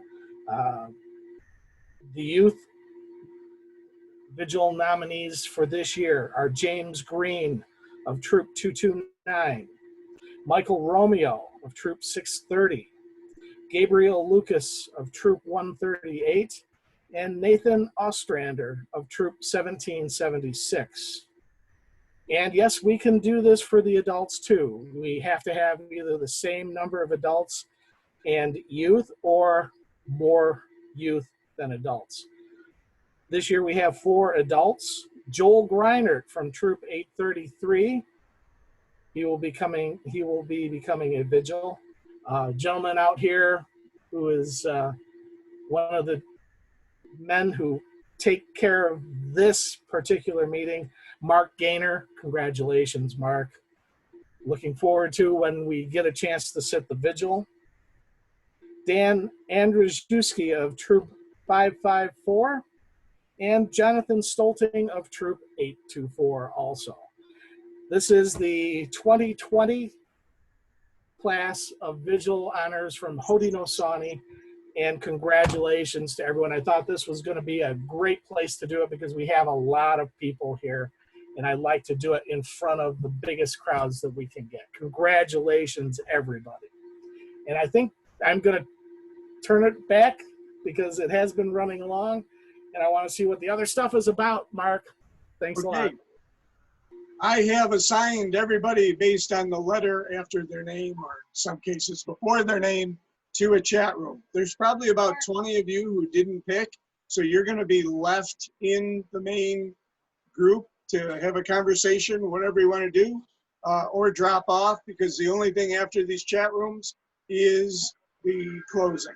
So, Mark, there's a couple questions for Larry in the chat. Okay, go ahead. There is. I tried to get out of here. Margaret from Troop 92 would like you to discuss Ordeal Weekend and how you're handling that this year. Okay, we still have on our calendar the fall weekends, and that's begins September 18th, and we also have one on September 25th. Hopefully everything will go okay, and we'll get back to in-person meetings and campouts and all of that. And we've already started talking about what we possibly need to have a safe Ordeal weekend. And we still might even drop it back to just one, depending on how many people we have out there. If you've had an election, you have now, thanks to National, 2 years from your election date to go through your induction. So it's not like you have to rush through to get this stuff done. I have the list of all the candidates who have been elected this year, and it goes back to February 1st of last year also. National has allowed us to bring those candidates over. So that will be great. So shortly, I'll be getting letters out to all of the candidates when I can get my mailing into the office to get it gone through the system. And then it'll get out to the candidates so they know that they still are part of the OA coming in. But that's where we are now. It's either going to be the 2 fall weekends. We might have to shift them depending on all the calendars. But it's either going to be the 2 weekends or we might have just one big weekend. That would be fun too. Do we have another one there, Stacy? And Lisa Gilmartin would like to know how the visual honor selected youth how will they be informed? Oh, I'm going to send out a letter to everyone who has been selected this year. They'll get the information. Most likely, unless we can find a date that we can squeeze something in for them this year, it most likely will happen next year when we do our summer fellowship and vigil ceremony then. But they will get a letter and it will go out to them and give them the congratulations that they've gotten it in. That's probably as far as I will go with that. I don't want to give them too much information to have it lost in a letter for if we go out another year, but they will get a letter congratulating them. We've done it at our LEC. I've done it here tonight. And wherever I can sneak my face in on somebody's Zoom, I will announce it to them directly if it's a possibility. Anything else? That looks like it. Thank you. Hey, Mark. Yes. Mark, this is Joe Lane here. If you could just encourage everybody out there. Someone brought up the other day that they felt that we may have actually missed a lot of great opportunities for crossovers of Webelos or Arrow of Lights over to Boy Scout troops. And if we could ask each one of our Cub Scout packs out there to reach out and make sure that we've actually made a connection with our young people to give them a place to go in an introduction. It's been pretty tough, and we can't lose that crossover opportunity. Thank you. Thank you, Joe. And Gary and Darlene and Steve, if there's anything after you've heard everything here you want to just add before we go to the chat groups, now would be your chance. There's just so much going on that I'm sure something has come to one or two of you. I just want to reiterate, especially Larry, if you get the OA together to do that cemetery, take some pictures, share it to Facebook. If you can, submit something to the B newspapers or the Buffalo News doesn't always take things, but those little local papers do. You know, get our name out there. It's going to be recruiting season, and we're going to want to have some good positive press to counteract some of the stuff that's going to come out through bankruptcy. So do your thing, take your pictures, get them posted, make scouting shine in Western New York. And I would just add, we've just spent an hour and a half talking about all the amazing things that are going on in scouting. You know, most of the world is shut down right now. My son belongs to 2 or 3 other organizations, and I hear crickets from them. In the short time today, we've talked about stuff that's coming up. You know, NYLT, please get your kids to NYLT. It's life-changing for them and for your units. All the other cool stuff that's going on, whether it be the fishing derby that you can do virtually, all those other things. There's amazing things going on in scouting despite the times that are going on. And that's because of the amazing people that are part of this council. So thank you very much for all you're doing on that. Thank you even more as we work through these challenging times. As Joe said earlier, you know, the best part of our scouting journey is in front of us, and it's because of the people that are here today and throughout our council. So thanks for making that possible. Okay. Thank you all for coming. We got up to, I believe, 84 or 86 during the course of the meeting. 88. I'm going to move everybody into their chat rooms. I actually am working in one of the chat rooms, so I will not be here. So Brandon, if you could just keep everybody occupied and happy, and maybe I'll see you after the chat rooms, and maybe I won't. So thank you again for coming. Here we go.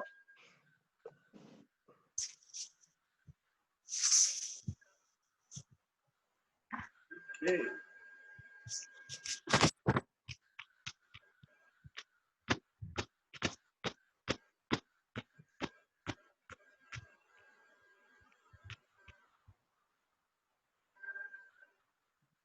All right. Can everybody in chat room B see me? You know what? I think I have to give this back to Brandon. Yes, probably. Yep. I can't be a host and be in a chat room. There you go, Brandon. Okay. Brandon, you probably have to send Mark to the chat room now. Yeah, Mark, I'll send you. You're going to B? Yep. Okay. Looks like Dick was signed up for C and didn't get sent there either. Hello, everybody in chat room B. Can everybody hear me okay? Yeah, I can hear you. Okay. Loud and clear. Yes, I can hear you. Fantastic. What I found is I could not be the host and be in a chat room at the same time. So I had to give that to Brandon. So that's something you have to remember whenever you're running a chat room in Zoom. And because this session is all about Zoom, it's all the little quirks that we found over the last 3 months. So I'm going to go ahead and share my screen. And I have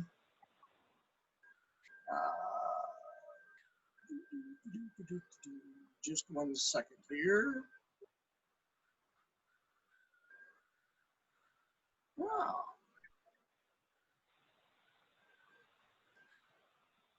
One second. I have to open the document. So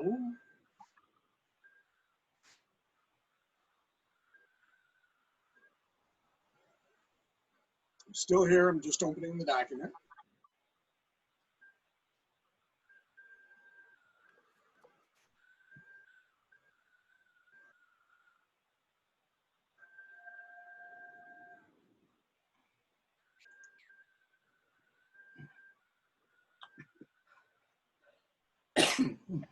All right. View, 1 page, Zoom. How about 200? Okay, back to my Zoom meeting. Full screen. Share my screen. Share. Can everybody see how to set up a secure Zoom meeting? Yes. Okay, this document is available to you. Yes. Yep. And I actually shared this document on April 8th. There is an update to the document I'd be willing to send you. And to keep this short, the updates are, first thing that's important is not only read through this, but we have actually set up either red or blue rules that you should either mandatorily or optionally follow. And one of the things for item number 10, which you can't see, is the space bar. Because we're doing everything in a Zoom meeting, virtually, and most of the time from your home environment, sounds and noises happen at home that you don't have control over. And one of the biggest features I found with Zoom is if you hold down the space bar, it immediately mutes the microphone. This is huge if the dog starts barking, or the kids are crying, or you have to do something. While you're holding down the space bar, you can reach up and click mute and do it. But sometimes it's much, much quicker just to hit that space bar and hold it down, especially if you know the noise is going to pass. So that's number 10 in the document. And let me review the other ones. Optionally use the waiting room feature. We did this on tonight's meeting. I found it works beautifully. One of the things that can happen when you publish your meetings on a calendar or other places on the web, people with not necessarily good intention can join your meeting, and if you don't have a way to stop them, they're going to get on and do things that you do not want happening in your meeting, whether it's saying profanities, writing profanities, who knows what they're going to do. So by having a waiting room, you can recognize the people trying to join and either admit them or not admit them. Okay. The other thing that you should always do, in fact, now Zoom makes it mandatory, is use a password. Okay. And the password can be something simple, like for this meeting tonight was 543211. And it's something that we don't publish. And for the next month's meeting in July, I'm probably going to change it to something else simple, like maybe 123455, just so that if somebody gets it and shouldn't have it, they'll do it.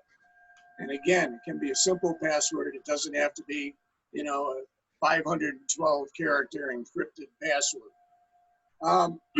Turn off private chat, especially when you're dealing with youth. Youth like to say things, and because you can't control what they're going to say, and they're going to talk to each other because they're used to doing this faster than any of us, you want to turn off private chat. The only chat that you want to occur is the chat between the scouts and the leader who's in charge of the meeting. And that could even be the scouts and their patrol leader. Remember that any chat, if record is on in Zoom, is recorded. And you can remind your scouts of that.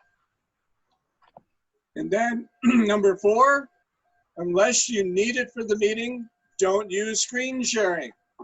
Again, our little scouts love to share things that may not be totally scout appropriate. So turn it off. You don't have to worry about it then. Also, there's an option, turn on, remove uninvited participants, and put participant on hold. You can do this if anybody starts acting up, even if it's your senior patrol leader, you know, your best scout that you have in the troop, all of a sudden gets upset because something in their home environment changed. Maybe their sister whopped them on the head with a stuffed animal or something. You can put them on hold, okay? If you don't want the rest of the group to do it, you can put them on hold. Okay? Do not post or join your link publicly. Email is the best way to share your links. Now, with this particular group, we're almost always adults here, and we do put the link on the calendar at GNFC, WesternNewYorkScouting.org, but I removed the password. So I do put the link there. I've had a lot of people call me at the beginning of the meeting and say, Mark, what's the password? By now we know it, and that's why I may not change it for next month because everybody knows the password. And we've been very successful with blocking anybody who shouldn't be in the meeting. The other trick you can use, which is a pain, especially if you use the waiting room, is to lock your meeting once it has all of your scouts. So if you know all the scouts are in your meeting, you can lock it and then nobody else can join. The problem is these scouts get phone calls on their cell phones, they get messages on their computer, and they will inadvertently drop off the call. When they try to get back on, guess what? The meeting's locked and they can't get back on, and you don't know they're trying to get back on. So be careful with number 7. Number 8, use practice sections. If this is brand new to you, and I'm assuming some of you are on this meeting because you haven't used Zoom before, set up some practice sessions. I set up 4 of them before we had our first troop meeting so that the different scouts could get on and make sure their technology at home was working, their technology on their telephone was working. and they were able to get on the call. Because the last thing you want to avoid is a scout getting frustrated because they can't get on your actual meeting or camp out or whatever. And then finally, number 9, as the host, get on the meeting at least 10 minutes before it's scheduled to start. I always, for our leadership summit meetings, try and get on 15 minutes before. And usually I have 10 to 15 people waiting in the waiting room for me to get on 10 or 15 minutes before. It's also a good time to socialize and talk to your fellow scouters or scouts. And again, protection rules apply. If you're the first adult on, make sure there's a second adult on your meeting. Okay, you don't want to be one-on-one with any scout. Okay, so again, you can arrange that ahead of time. Call up your assistant leader and say, hey, I'm getting on at 15 minutes to the hour. The meeting starts at the hour. Would you please get on to? Obviously, you can't avoid a couple split-second instances where a scout gets on and you get on, but you can also keep them in the waiting room until you see another adult. Admit the adult, and then you can admit all the scouts. Okay? Any questions on those 9? Just speak up if you have a question. Mark, where do you get this handout? I have this handout, and I would be glad to send it to you. Also, if you go, let me share my different screen, Scouting. And I'm going to stop this share. And I'm going to share here. If you go on the GNFC calendar and go to any of our Leadership Summit Roundtable meetings, there's additional information. And it will take you to, not screen 2, here we go, share screen. It will take you to the Leadership Summit pages. Now, I put this on our troops website only because it's a site that I've already paid for, and I didn't want to do a new site for our leadership summits. So if you go onto it and go to the June 2020 Leadership Summit, do you see my screen? I'm going to click on it, and here's all the documents that we could have used during this meeting.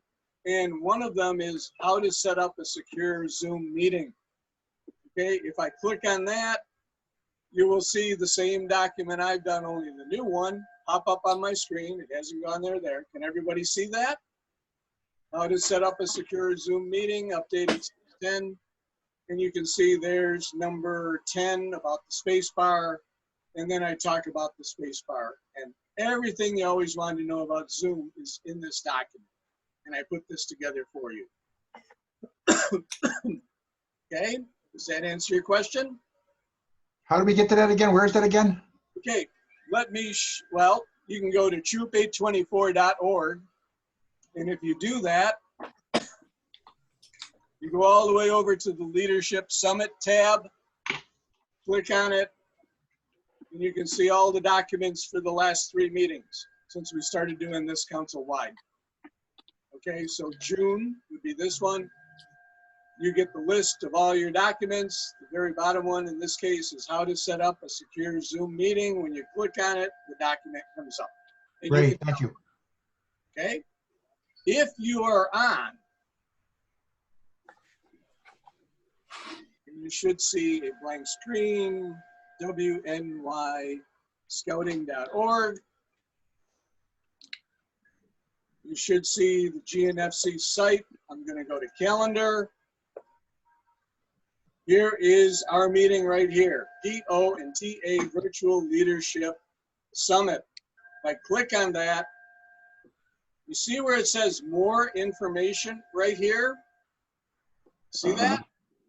Click on it, and it takes you right to the page I was just on. Okay, so if you forget everything, just go to the calendar, and you can go to the page I was on. So I'm going to go back to the calendar, and here it is right here, the Virtual Leadership Summit on today's date. and more information, and it goes right to that page. And that has the PowerPoint that I used right at the top, the agenda that I used today, the scouting. This is a link to the Scouting at Home page with all the GNFC activities. Here's a link to the fishing camp out. We're still accepting submissions for the Dutch oven cookbook. If you have any cool Dutch oven recipes, there's a form there that you can fill out and mail to Kendra. It's right here, and it's a really cool form of, you know, and she's going to put together a cookbook. So, and I think Stacy and trying to think, maybe just Stacy's doing it. I don't know if Jesse's doing it, but the three of them are going to work on putting together a cookbook. And then Scouting at Home, an award and a patch. There's a T-shirt for Scouting at Home. And then Rob Reeves and his orienteering maps and hikes is here. So that's what's there for this month. Okay. Any questions on where to get that? Okay. So back to this document that you know where to get now. There are helpful hints on how to set up the Zoom meeting, how to set it up on your computer, how to log in. Be aware, Zoom offers a free account to everybody that will go for 40 minutes a meeting, up to 100 people. It's free, it doesn't cost anything. The problem is, at the end of the 40 minutes, it cuts you off. Now, there's a trick to get around that. You just start the meeting up again, and everybody has to join back on. I did that at first, and I found that I usually lost about 15% of my scouts. They just never logged back on. They didn't quite get it. So what I did, because I use Zoom for a number of different things in business here, I bought the first level, which if you hunt for bargains is about $8 a month. And what that allows you is 100 users for unlimited amount of time. So I can actually run campouts that run the whole weekend as a Zoom meeting. And everybody can join in with their phones outside. They can do all kinds of cool stuff. Campfires are really cool because everybody can show the marshmallows they're roasting, anything else they're cooking. The first camp out that we did was a cooking camp out, and they actually earned pieces for their rank advancement in cooking and portions of the cooking merit badge. This fishing one that's coming up, we're doing that.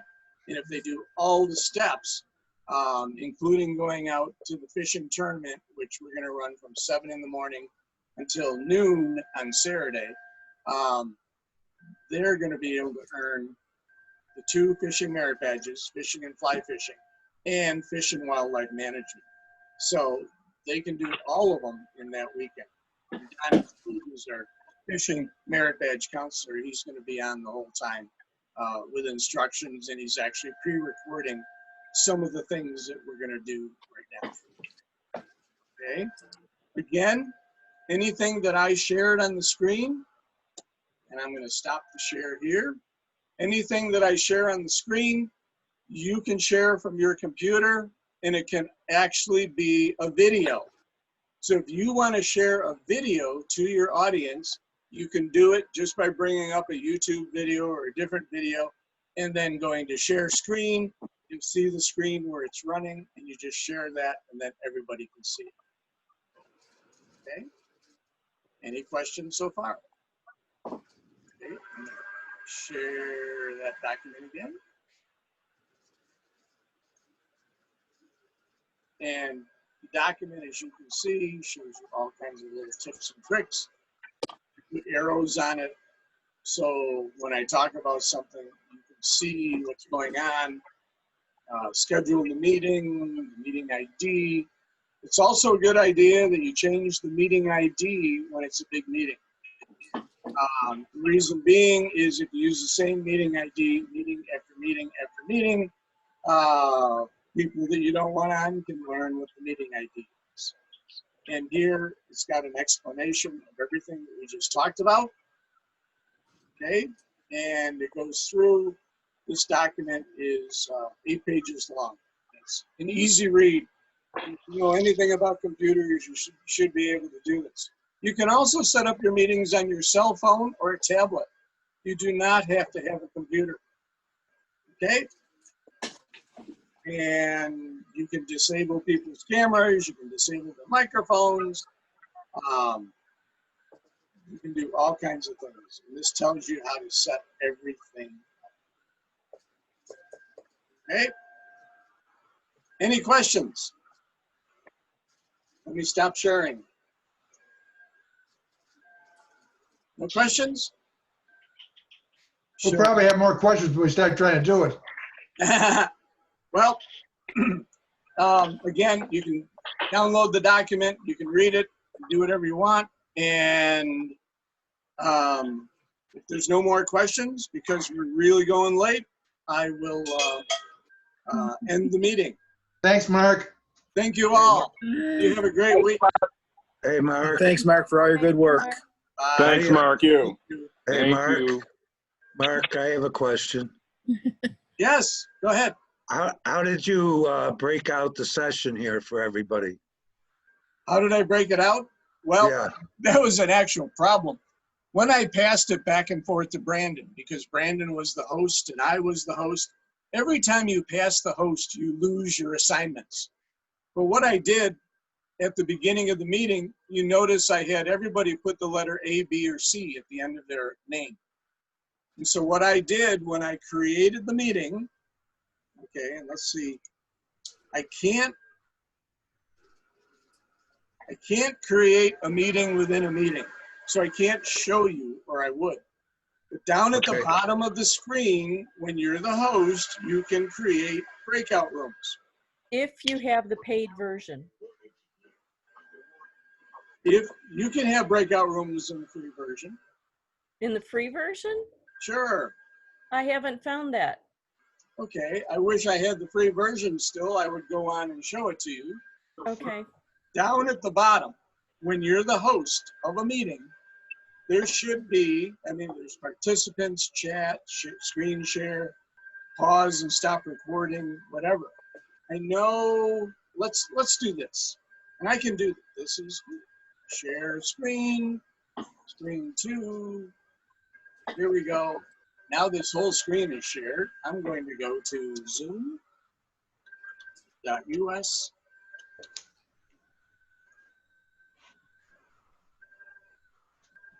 And in a second, you should see the Zoom home screen. We're not seeing your screen, Mark. You see a white screen right now? No, we just see you. Oh, just me? We see We him. see you. We see it. Yeah, now it's There starting. we go. Okay. Now it's I have so many things open. I don't know if I can do this in a timely manner. What I was going to do is go to the Zoom screen.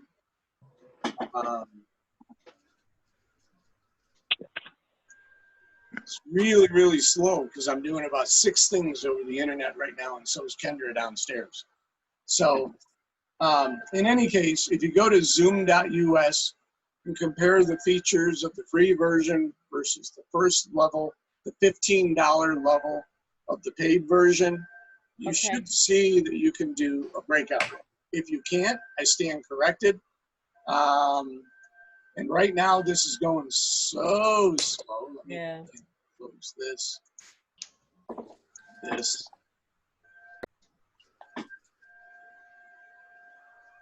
And close this. Oh, man. Is that time yet, guys? It is for Daisy, huh? Okay, I made.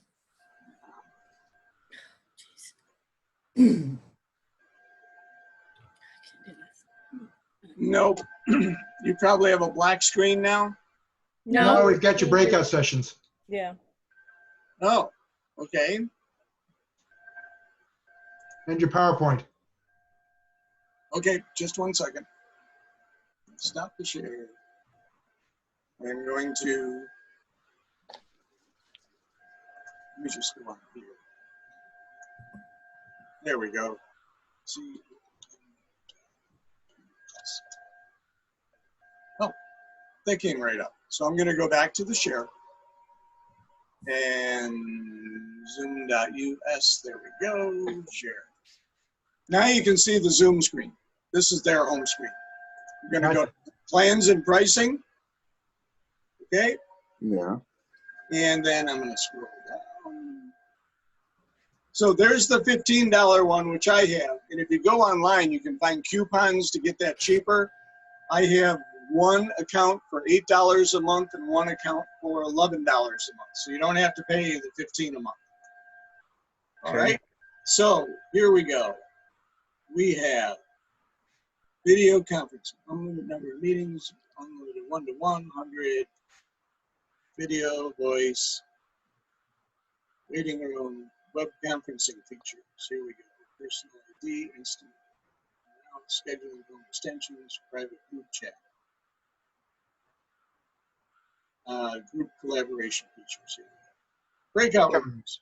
So you do have breakout rooms in the free version. Thank you. Okay, so it is there. You just have to navigate along the bottom and you'll find it. Got it. Okay. Mark, there's some questions in chat. Okay, let me go there. Let me stop sharing. 9 questions in chat. Yeah, they're in the chat room, especially about why youth protection and using Zoom. Yes, same rules apply. If I'm here one-on-one with a scout in a Zoom meeting, it can't happen. If I have multiple scouts and one adult, not a good idea, but it's allowable. Oh. You should always have 2 adults. Keep it safe. Have yourself and an assistant leader or another parent.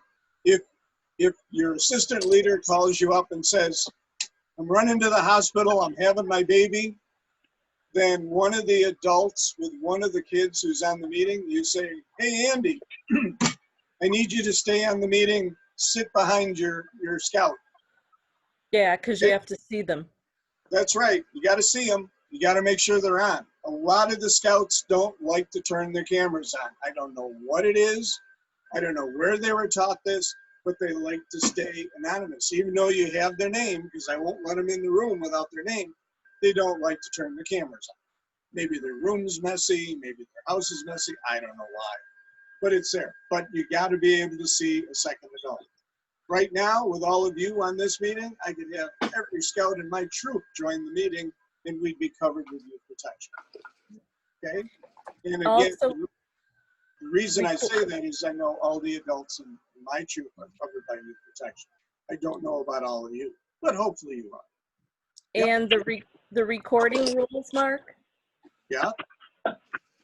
You cannot, BSA youth protection rules, you cannot record troop meetings. You cannot record meetings with youth involved. Correct. Absolutely. So I'm here to shoo you all back to the main room. Okay. Well, we're almost there, but we had a question. Is there any other question? Just one more quick one then. In regards to youth protection and then having breakout sessions. Do you have to have an adult in the breakout session? Well, two adults. Okay. 2 adults in the breakout. Okay. Two. All right. Always 2. Is there, where is that information, Darlene, as far as, is that on the national website? If you go to our website under Scouting at Home, on the right-hand side, there should be some, it's might be called the Guide to Virtual Meetings or something. It connects to the national site and all the rules and regulations are there. Okay.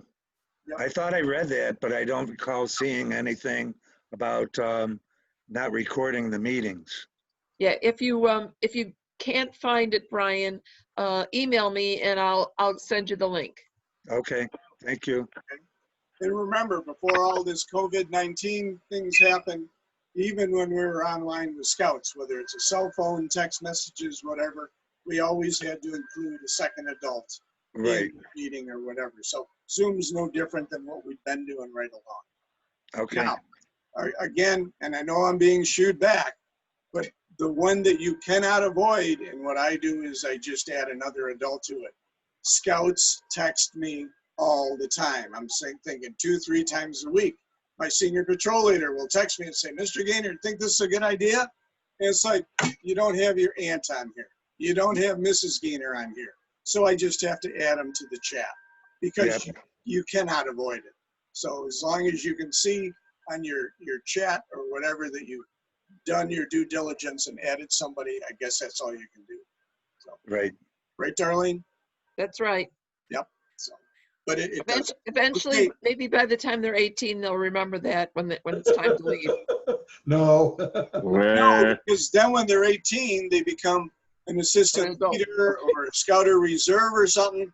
They walk in the room and all the scouts run up to them and pile on top of them because they're so glad to see them after being away for a year.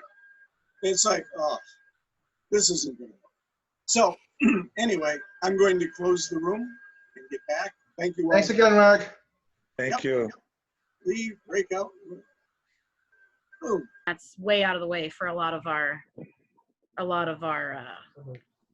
people in the Well, south. sure. The people in the north, the people in the south. I mean, it's a little bit of a journey, especially if you go to the outer reaches of our council. And the interesting thing is as a council geographically, we are really not that big in comparison to some other councils. Although membership-wise, we do fall in a larger size than many others.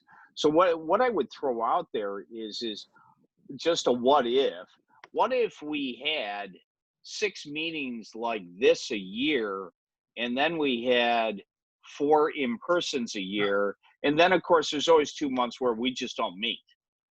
I was going to suggest something along that line, such as, allowing, I think Jim just said it in the digital aspect, we can have people log right in. If we do continue like a council-wide roundtable, they can log right in and join the discussion virtually. Nice.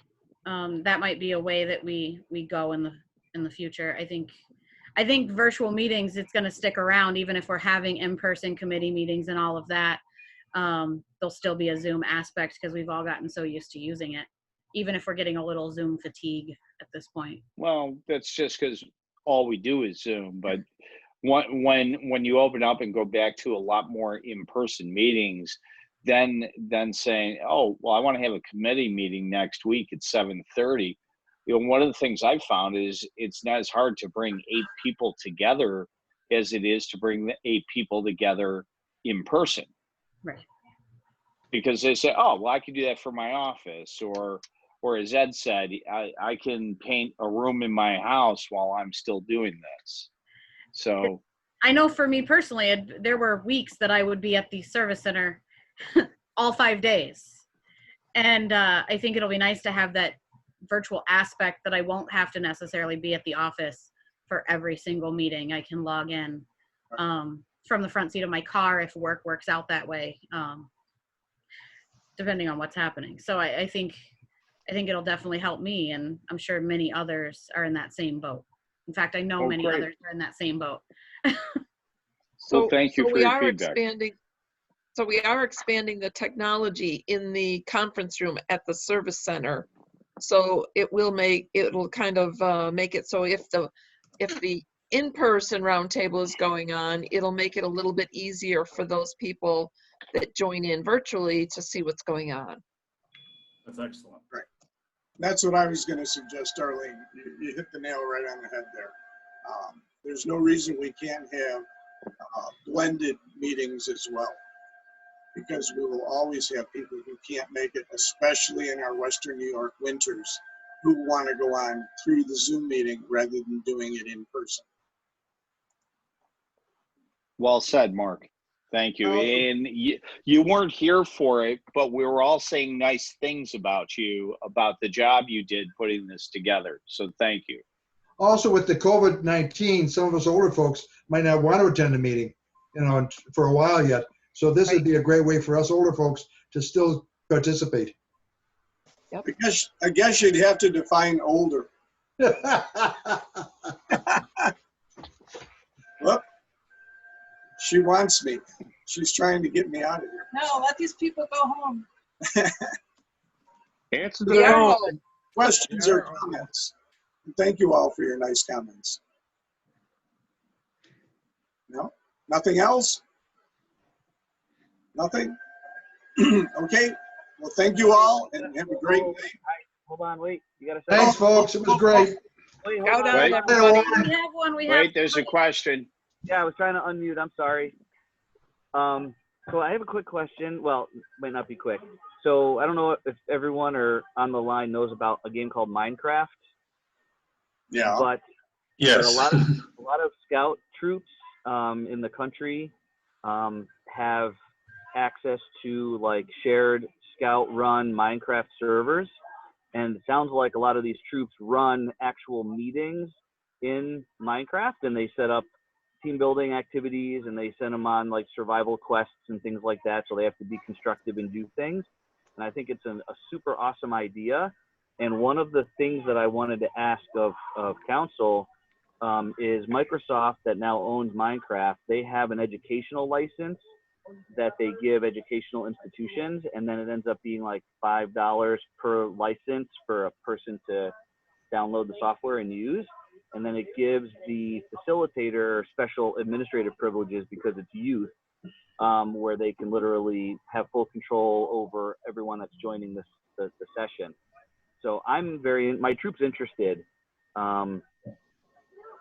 in running Minecraft sessions, and I was wondering if there's an interest at council and if we could investigate getting a license for council, you know, under the umbrella of educational.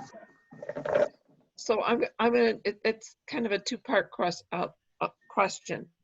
First of all, I'm not familiar with whether or not that Minecraft is one of the sanctioned rooms, or, you know, like if we call this a Zoom room. I'd have to go up and look at the guidance again that's on the national site for what's appropriate and what's not appropriate for scouts. Even though other units might be using it, sometimes not everybody follows the rules.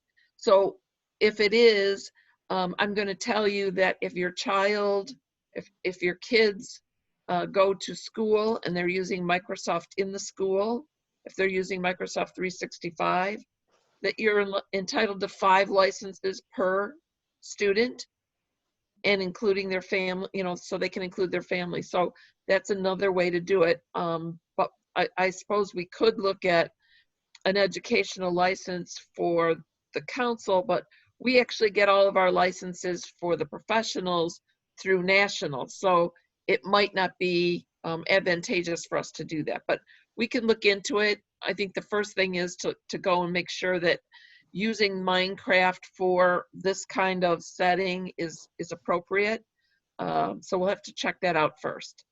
And if I know you're not Margaret, so which is what your name says, if you would email me just as a reminder, it's darsprague@roadrunner.com.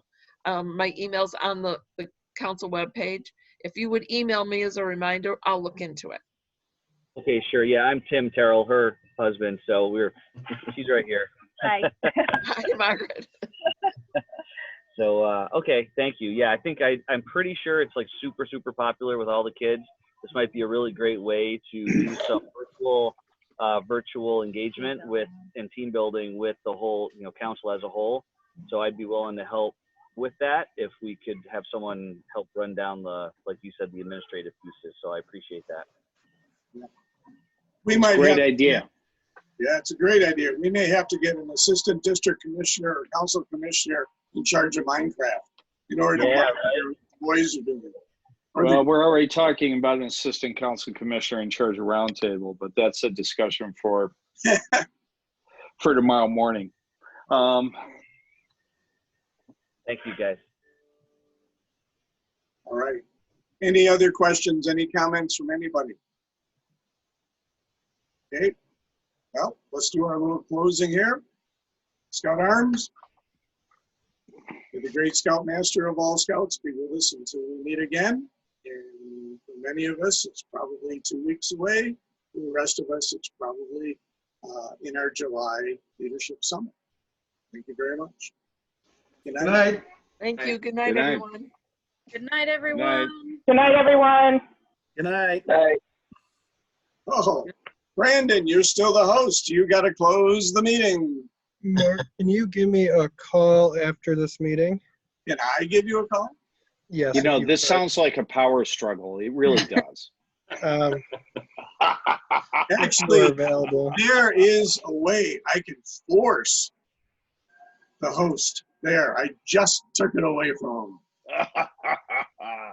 So now I can. I'm gonna leave before there's Yes, bloodshed. Brandon, I'll call you in just a few. Okay, because we came up with something when we were talking in our little chat about, unless you want to stay on here, we could just talk about it here. We can stay on. I don't care.